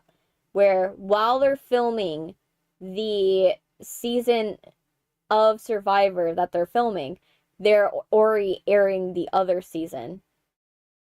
And so it's just once they finish one, the next one comes out. Once you finish that one comes out. And so that's the idea. So we've got to have like confessionals, like pre-show like confessionals where they're like, how do you feel about the race? Do you think you're gonna win? And then obviously they'll probably intercut that guy is like, oh, I've got this in the bag, and then intercut to the fact that he's impaled on spikes. Something like that, something disturbing like that. Um, just for the joke of it, right? So there's something like that has to happen. And then at some point,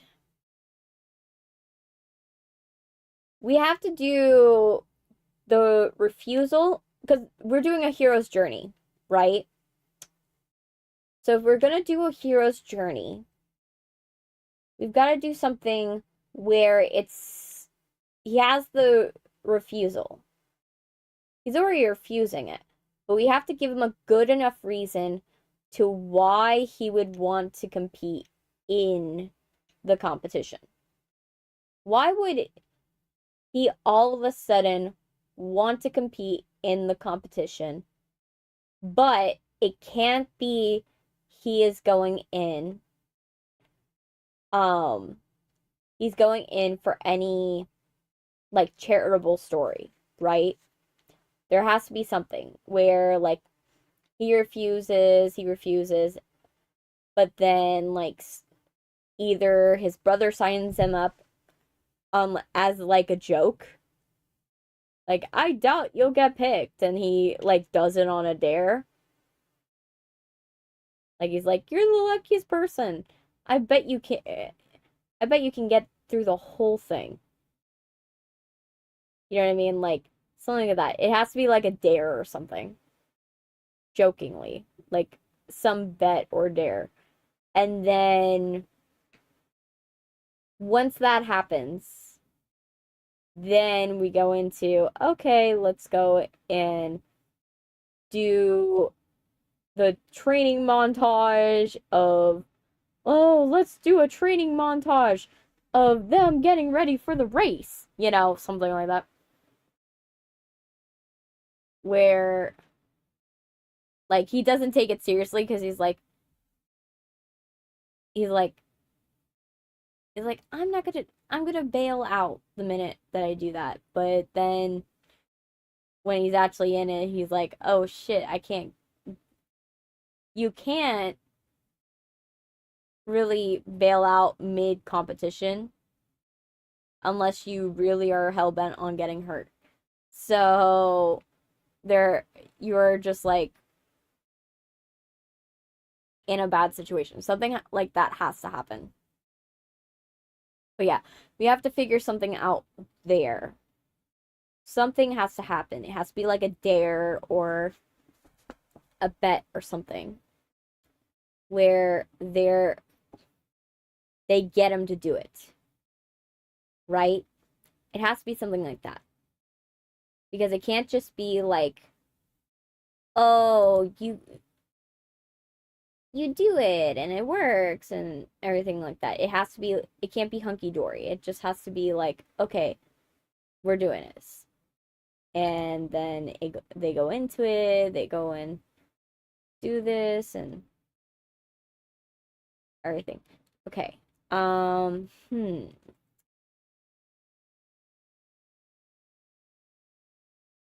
What should it be? Maybe a poker bet.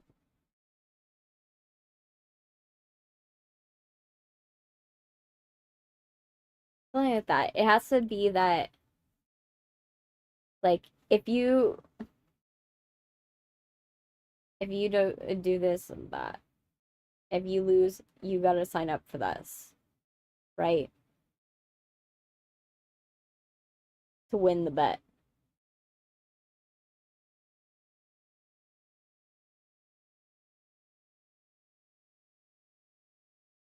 But now I got a question. What are the brothers' intentions? I feel the brothers' intentions shouldn't be like malicious, right? I think that the joke is that he doesn't want to admit Hey, random person. Welcome.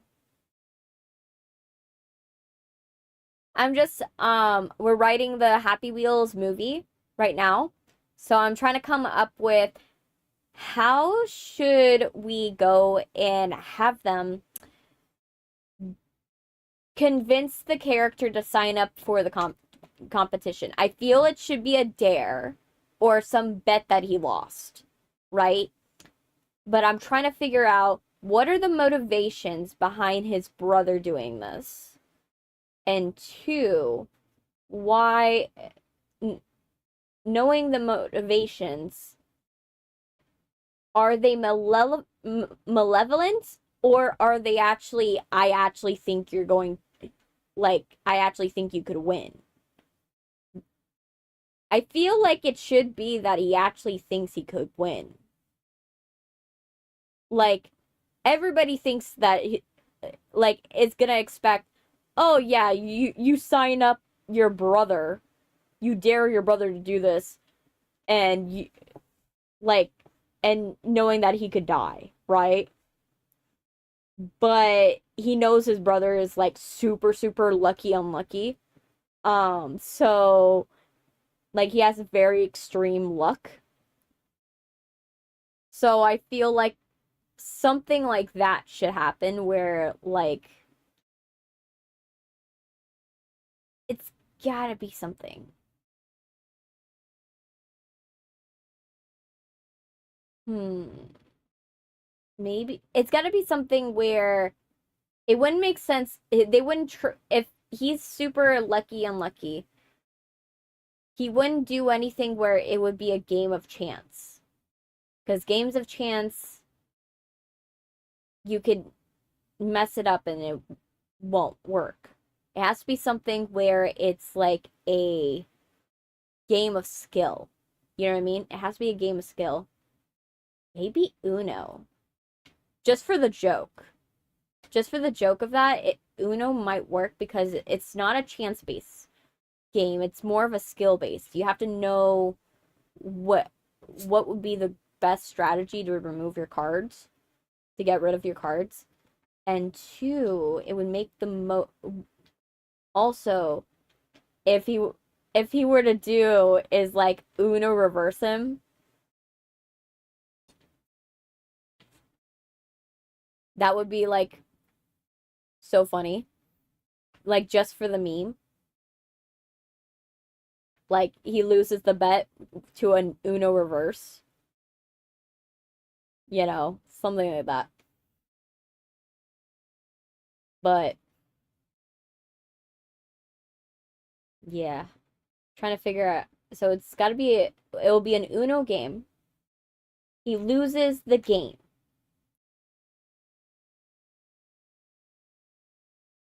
And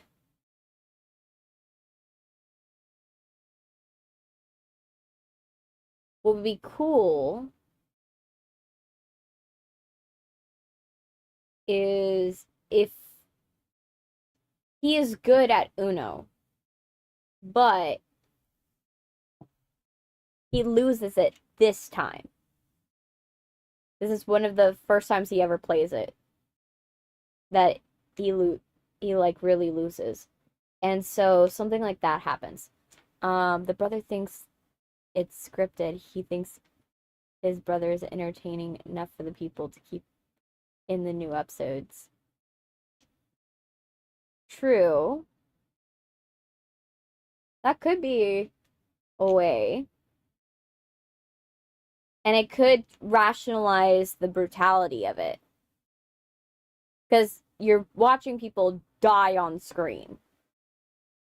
Die on screen and stuff like that. And the prize is like, yeah, but it can't be that like because the thing is this is a reality show. So there can be parts that are probably scripted and basically on top of that we can also because the prize is that they will basically give you so much money that you don't have to worry about ever like lifting a finger ever again. Right? That's the prize. The prize money is that they pay you for the rest of your life. Right? But knowing most people will die and so many people tune in because this is like their Super Bowl. So some parts got to be scripted. Definitely. But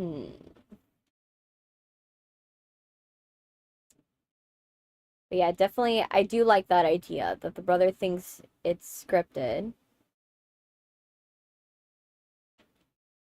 And I agree that the brother would be entertaining enough because if you have the most unlucky lucky person like causes a 5 mile pile up, but is the only one that's able to get to the end. You know what I mean? But he gets hurt doing that. You know what I mean? Like something like that. Something stupid. But yeah.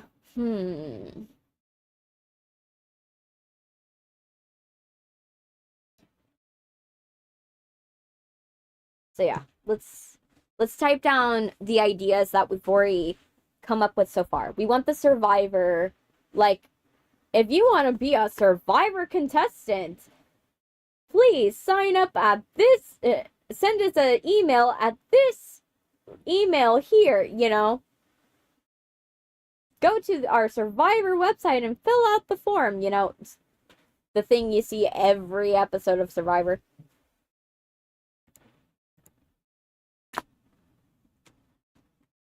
So let's put this as an idea. The Survivor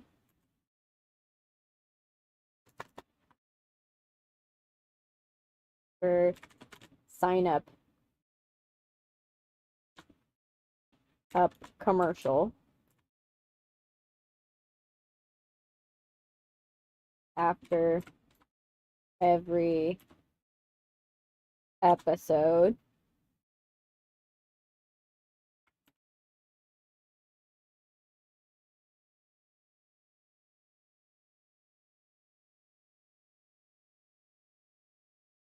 There we go.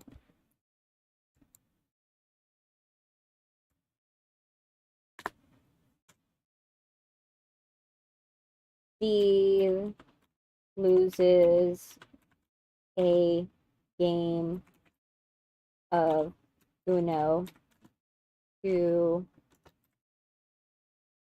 Alex and his friends.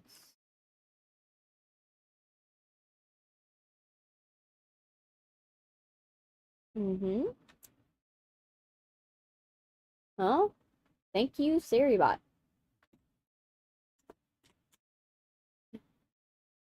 But yeah, he loses the game of Uno to Alex and his friends.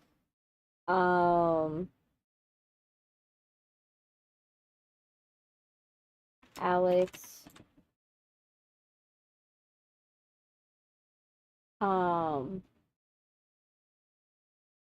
forces Steve to apply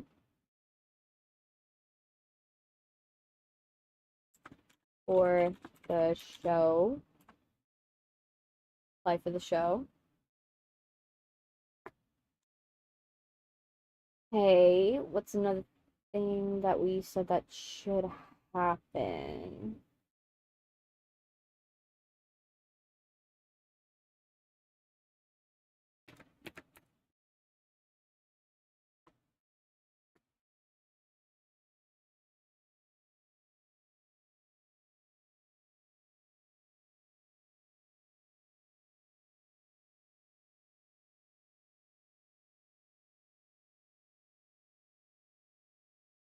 Okay. So we have that. What else? So Survivor sign up commercial. Steve loses the game of Uno, loses to an Uno reverse. Alex forces Steve to apply for the show. Alex thinks Steve to win it. Win. He'd win it. And that it's probably mostly scripted. Mostly scripted. All right. So Survivor sign up commercial. Steve loses a game of Uno. Loses the universe. Alex forces Steve to apply for the show. Alex thinks Steve could win, and that it's probably mostly scripted.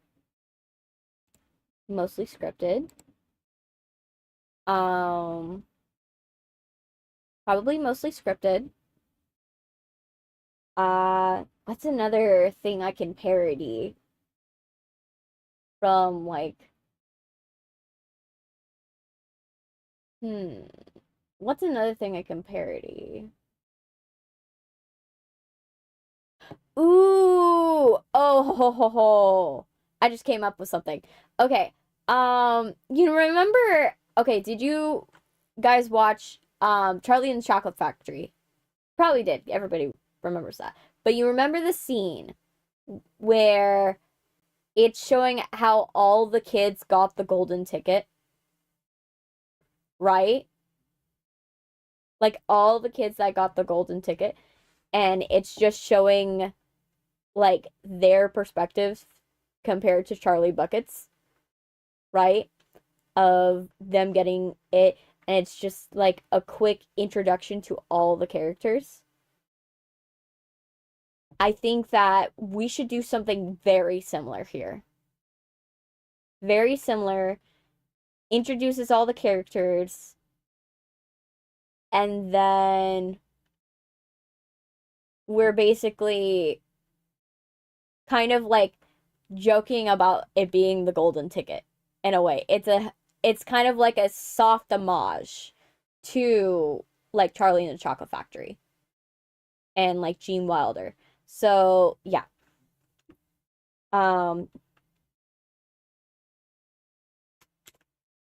Charlie in Charlie um and the Chocolate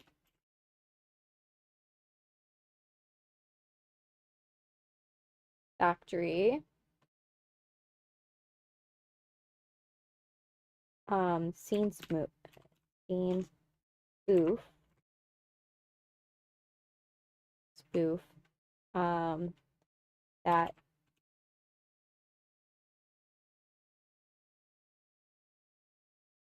introduces the main contestants. Introduces the main contestants. And them applying.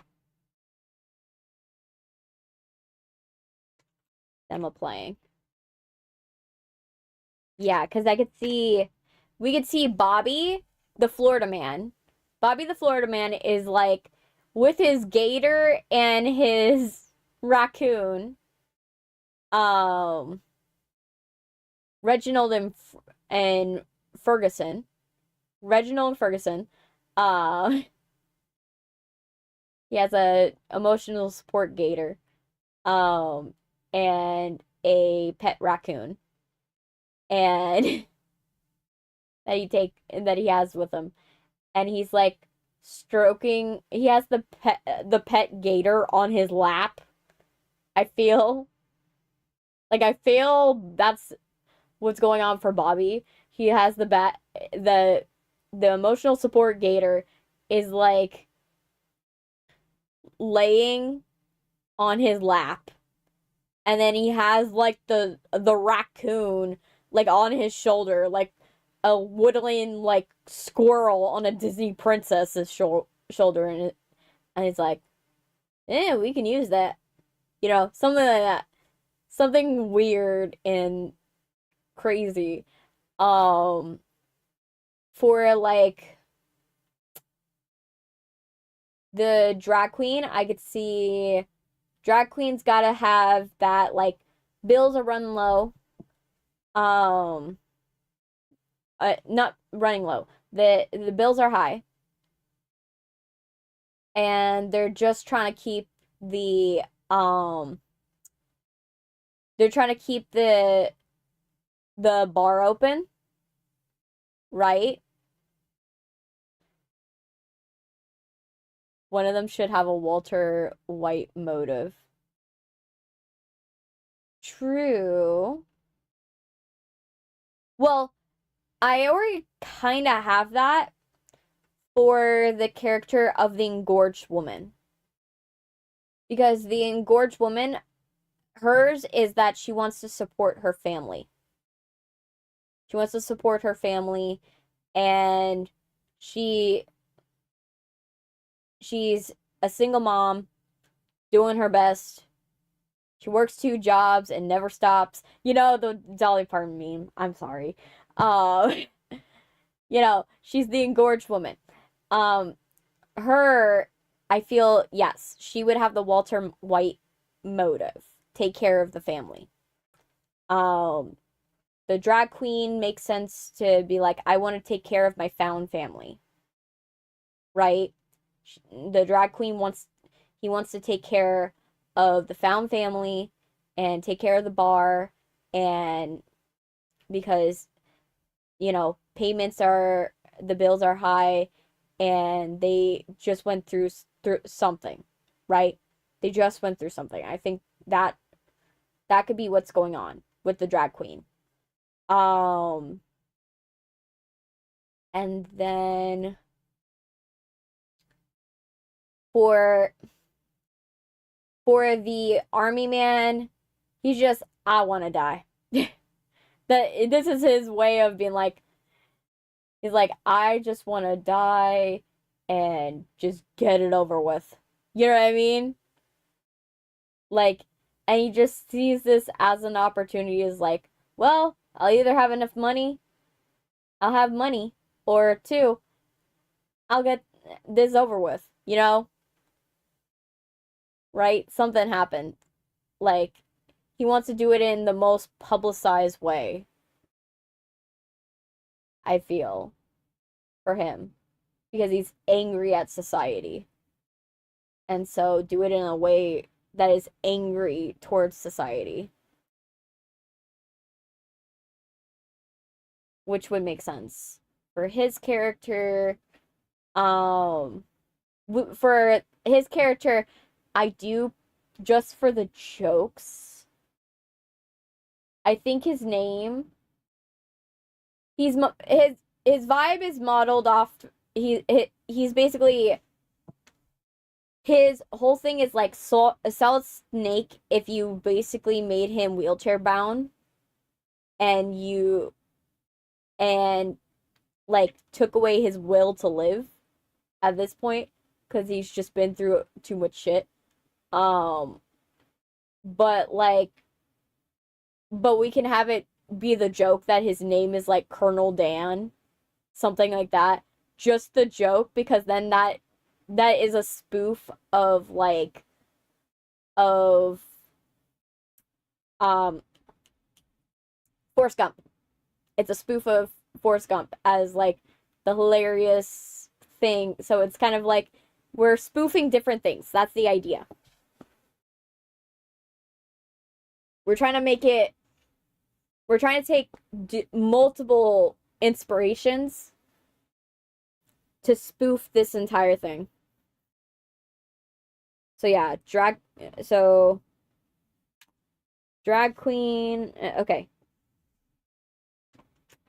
Drag queen needs money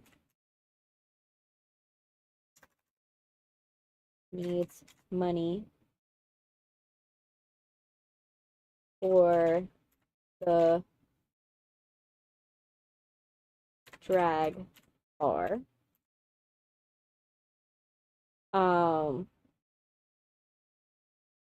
Bobby the Florida man.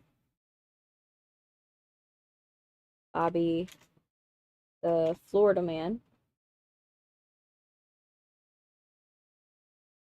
Florida man.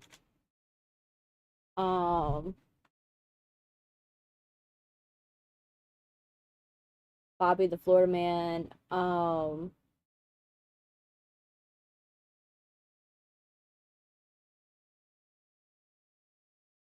Wants to do it because it's fun.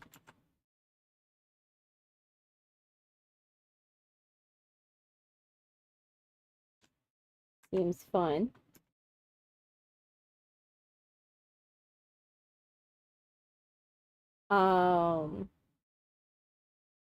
Fun. And then we'll figure out the monetary reason later.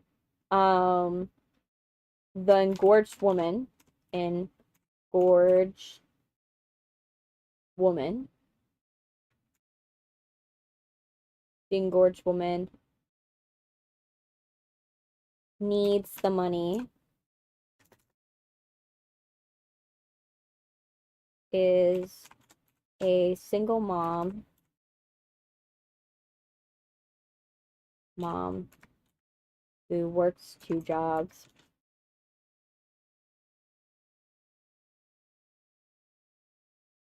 Two jobs.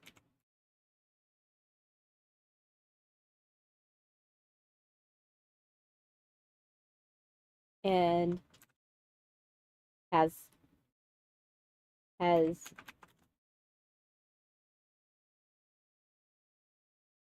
kid, works 2 jobs, and needs the money to support her kids. Needs the money to support her kids. Okay, drag queen needs the money for the drag bar. Bobby, Florida man, Orange woman. Colonel Dan. No, Dan.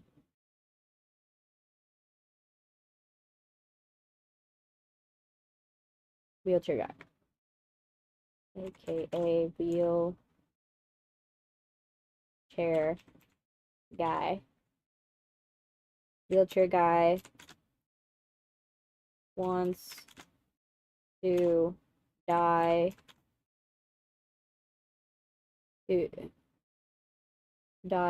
and prove a point.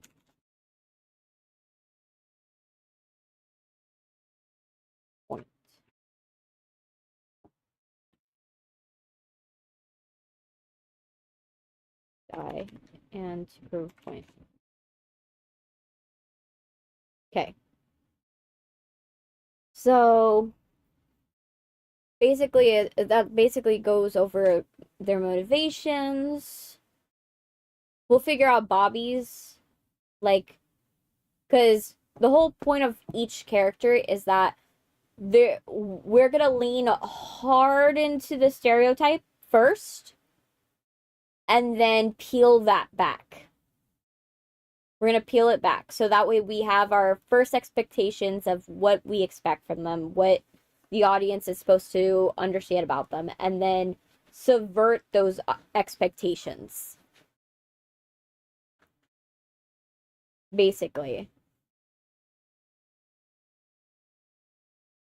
We're gonna support those, we're gonna basically subvert those expectations of what we think they are. But yeah. Am I forgetting anybody?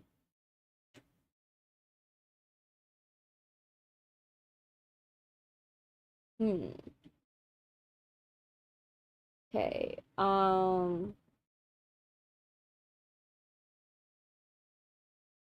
We need to introduce the announcers as well. And also I'm debating upon, do we want to do the training montage now? Because it would make sense if Steve is hesitant, he would do a training montage because he knows what to expect going in. Like, he's seen the show, so he's like, well, I'm not dying on the first thing, you know. Or possibly we could save it for after the first course. We save it for after the first course or something like that.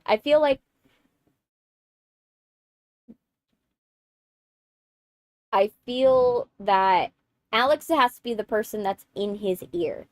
He's the oracle. He is the man in the chair, if you get what I mean. And he's talking with Steve. That way we're able to have a continuous line of dialogue between him and Steve.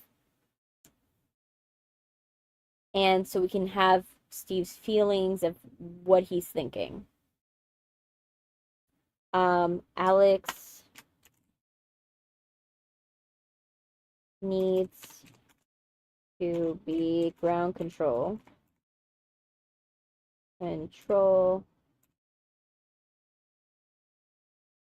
during race.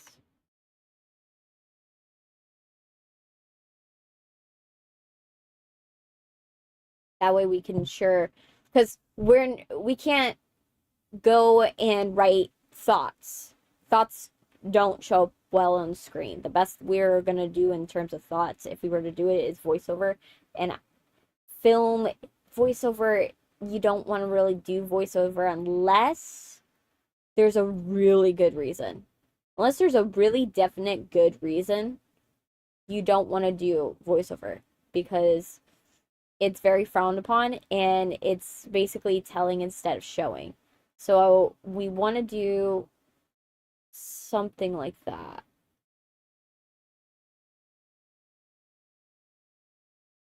But yeah.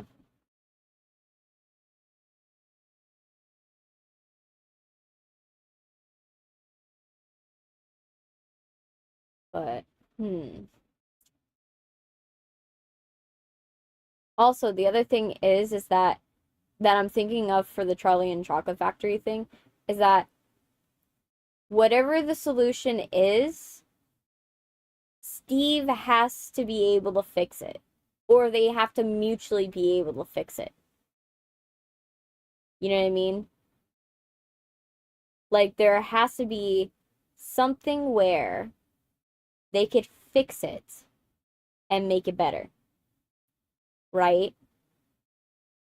So they're able to solve the problem, just not in the way they thought they were going to solve the problem. And it'll have a character arc. Also, we want the drag queen and Bobby to have a really good romantic connection. We gotta work on that. Alex needs to be ground control during race. Announcers.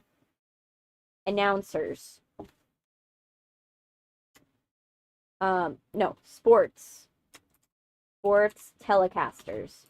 All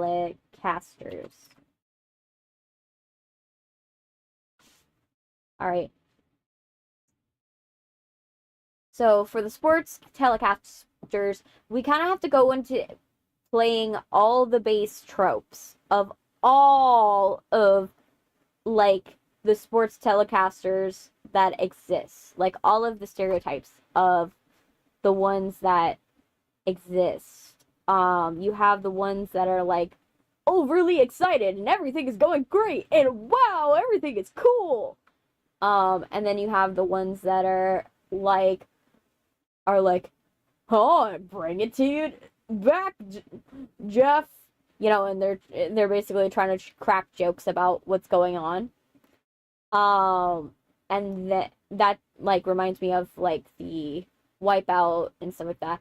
And then you have the one that is like trying to be serious, and actually it's like trying to report, like if they're a reporter on the news, and it's just like, yeah, it's a hard thing. You know, you're doing your thing and everything like that. Like the serious one. There's a serious one. I feel like there has to be something where Bobby's motivation could be he wants to build a park with dangerous animals and cryptids. True.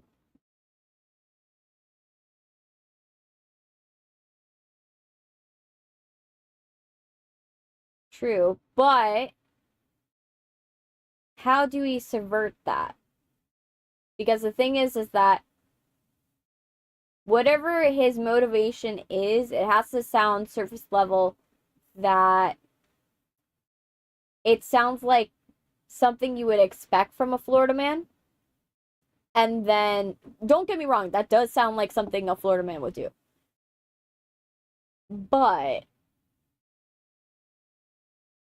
there has to be some way to subvert it where he does that, and then also he has each one of the contestants has to solve the other one's problem, basically. They all gotta solve each other's problems without knowing it, right? Bobby's gotta fix drag queen. Drag queen's gotta fix either Bobby or Colonel, and Gorge Woman we know is gonna get fixed by Steve. Her situation's gonna be fixed by Steve. So what's the angle?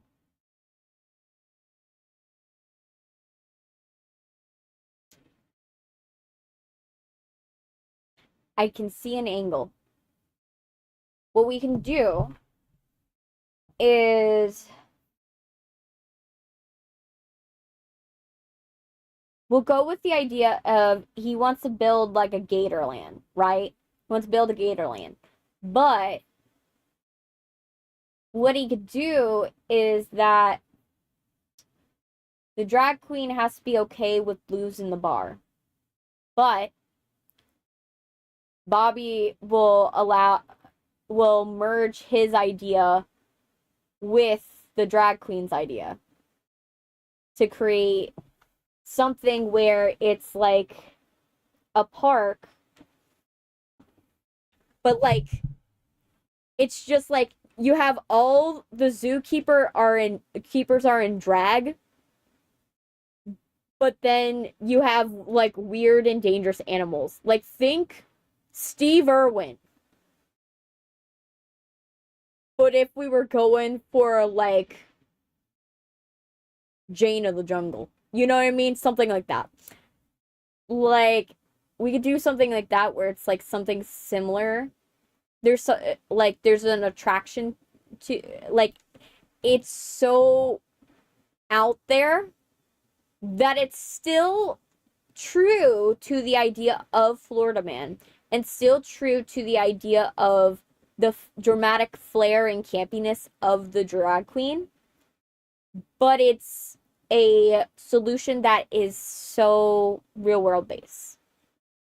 Because we could say that the drag queen, he's like, you don't need to, the bar doesn't need to be there. It could be here, right? The bar is not the place, it's the people that are inside it. You know what I mean? So I think something like that. And they can do like drag brunches and stuff like that. So yeah, I think we'll go with that. We'll go with he's building a Gatorland. Let's do that. Because he wants to build a Gatorland. A Gatorland. Yeah, we'll do that. somewhere where he is accepted. So yeah. Um, okay, so Alex needs to be ground control. Colonel Dan, he wants to die and prove it to prove a point. Okay. During race. Let's see. We know how the race is gonna be. They're probably going to interview all of them beforehand.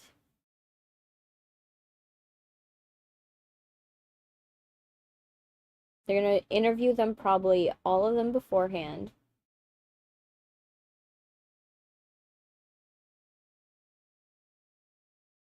There has to be a moment where he's sizing up his competition.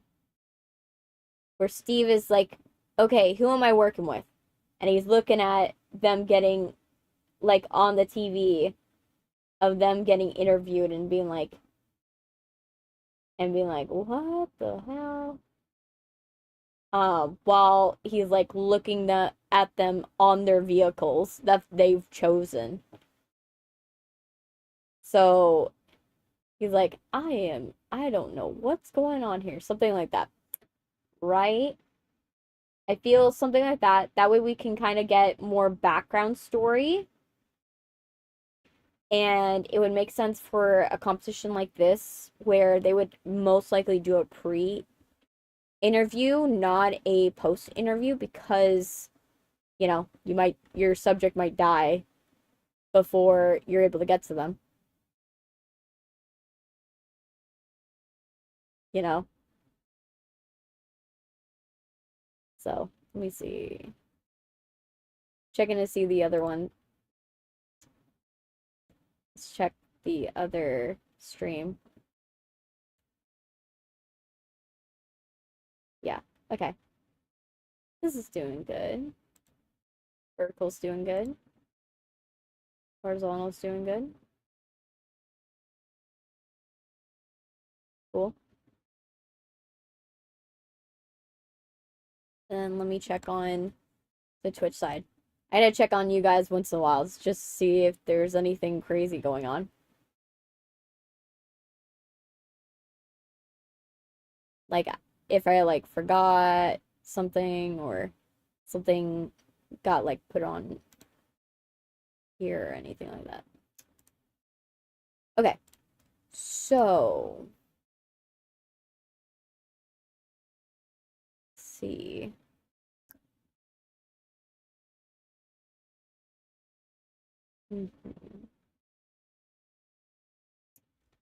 And then sports telecasters. So we're gonna do sports telecaster. Energetic, hype,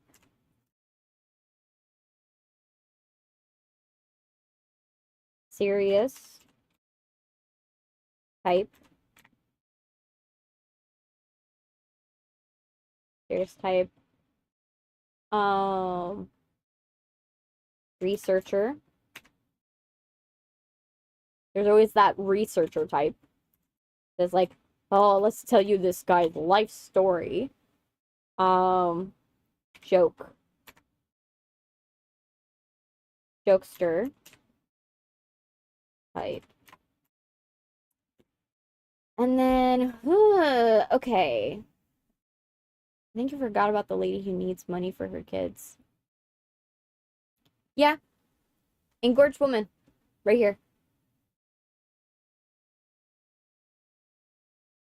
I put her here.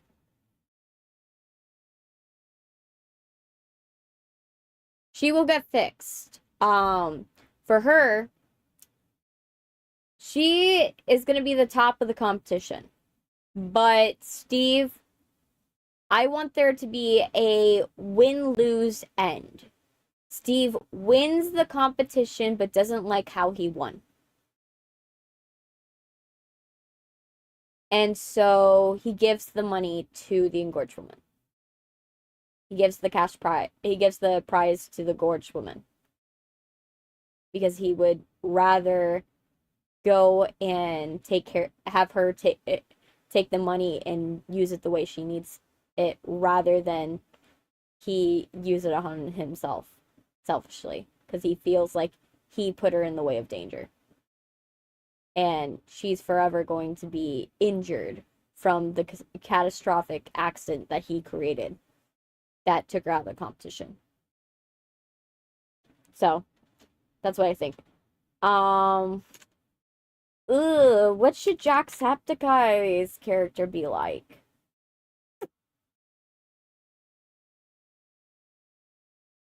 I feel his character definitely has to be one where no one takes him seriously. No one takes him seriously at all. No one takes him seriously.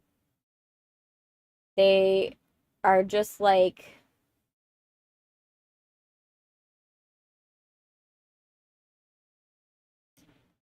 he's kind of like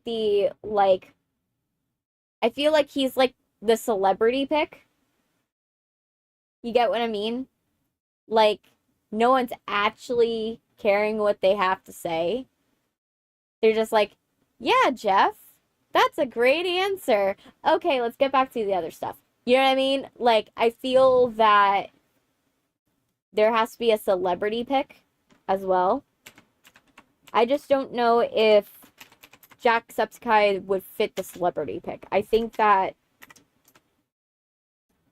I feel if there's a character that would be perfect, maybe Jokester.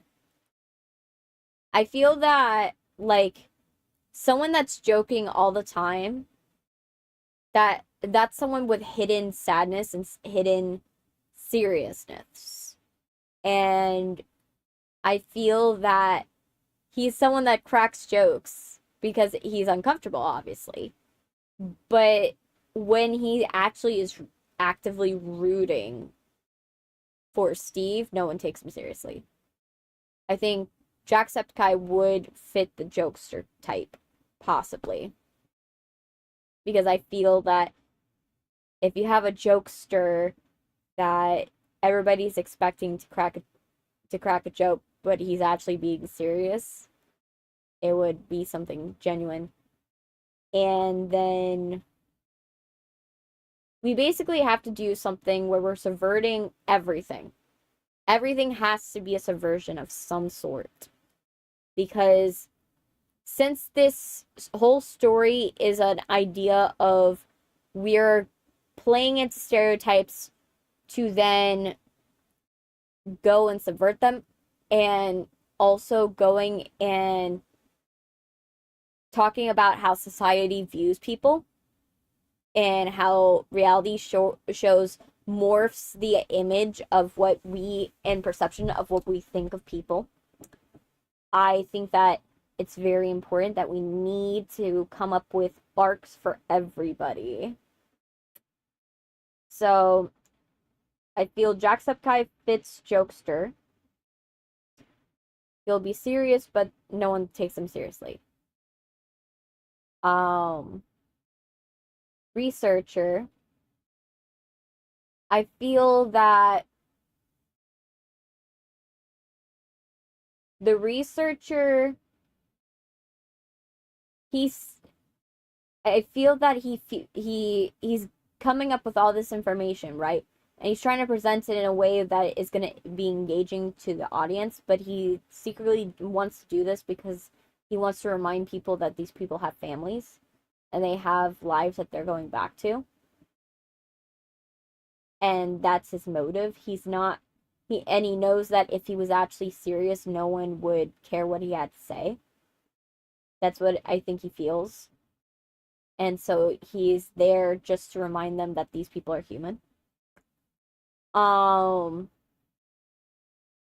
feel the serious type.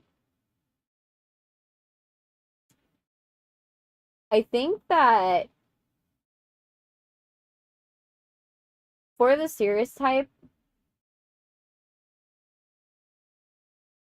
I feel like he should like secretly enjoy it.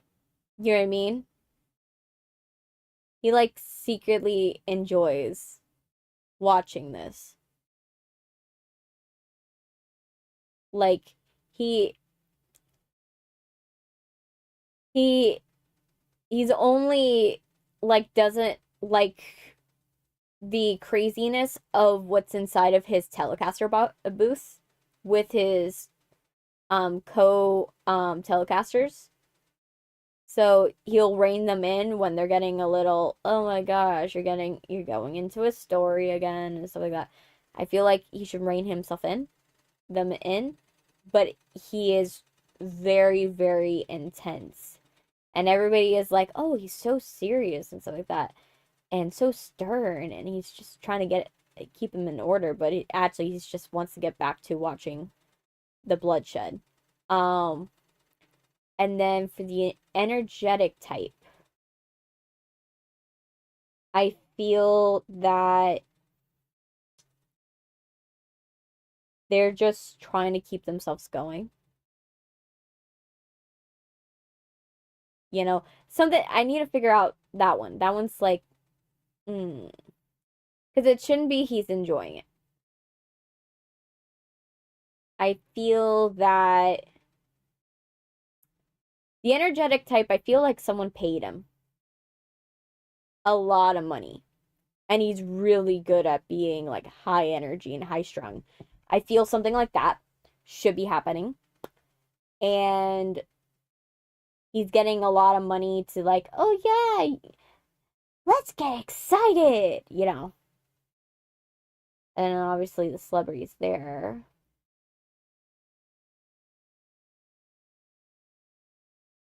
I feel like the celebrity should feel like one of two subversions have to happen. Either the celebrity has to feel very, very stuck up, but then be genuinely down to earth. Or two,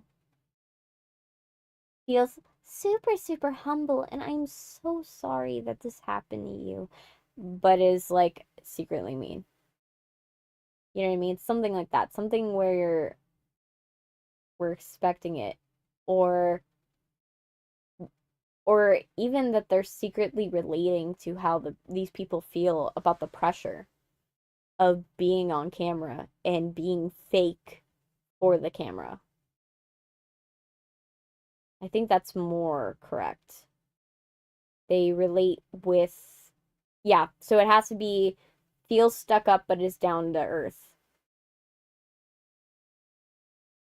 I think that's what it's got to be. Okay.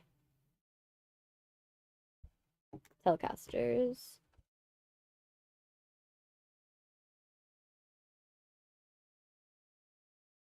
Lay down to earth.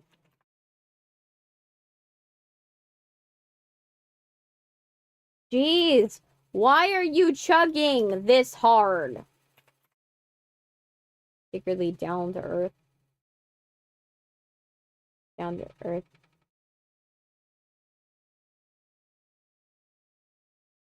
And relates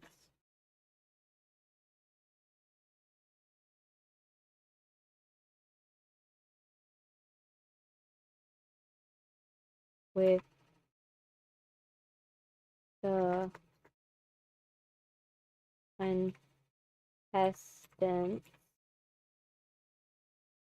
Relates with the contestants.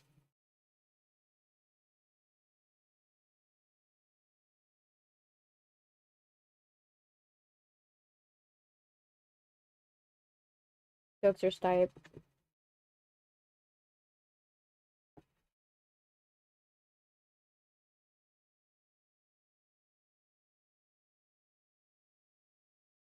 Um,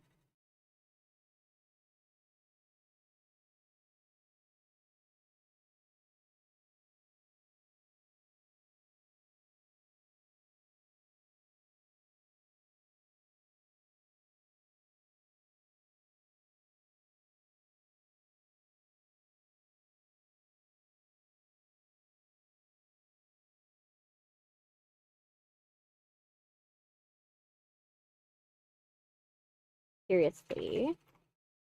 Okay. Like chugging. Jeez. I cleaned out your fan. Why are you like this? Oh, now you calm down. He's safe. There. Okay. Just in case if it pulls something. Okay. Then we got the sports telecaster and energetic type. Paid a lot of money. Of money to keep smiling.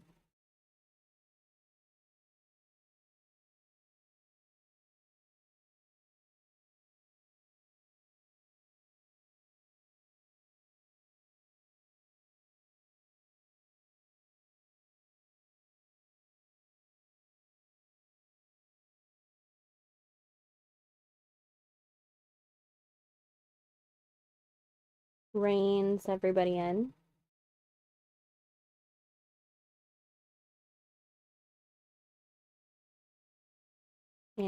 But because he secretly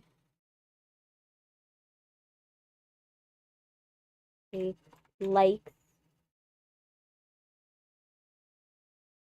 to watch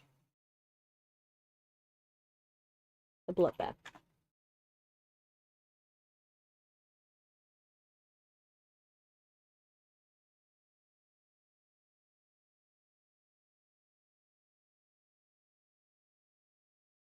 Researcher type.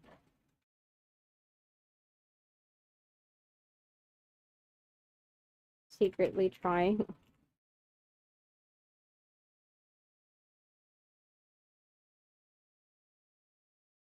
to remind everyone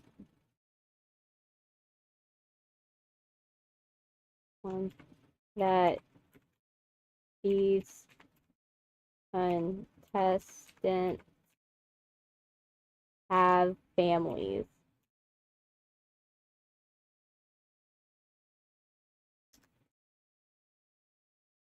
Have families.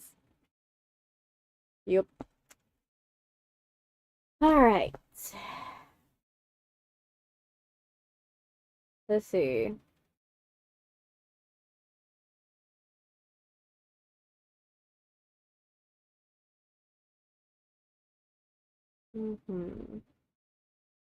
Checking on everybody again.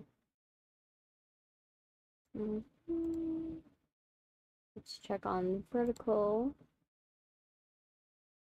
You guys are doing good over here. But yeah. I think this is a good place to leave it off, though. I think because I have to leave for my event. So I'm gonna leave this where it is. While it doesn't seem like we did much, this is actually bulk plot progression for the most part. We've basically scripted the first act for the most part. We scripted the first act for the most part in terms of what main plot points that we need to do, what are important things that need to happen. I will drink water. I'll hydrate. Okay, I'm gonna drink my soda.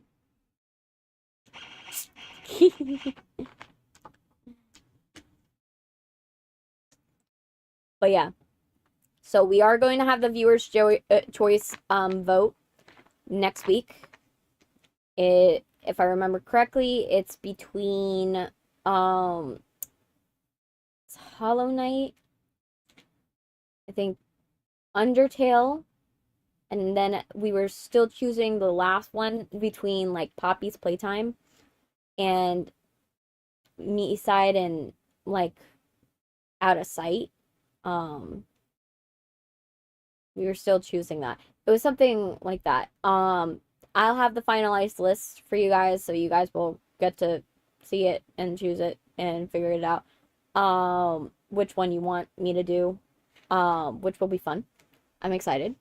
Uh, and then I'm excited to film everything for you guys, so you guys will hopefully get to see everything. I'm going to show you pictures of it and video footage of the event, the thing I'm going to. So you guys will get to see. I'm going to drink around the world and you guys are going to have fun. And then soon, hopefully, you guys will finally get to see the animations I've been working on for you guys, which I'm excited for that. And the new model that I've been working on. But I'm going to let you guys go. Have a wonderful night.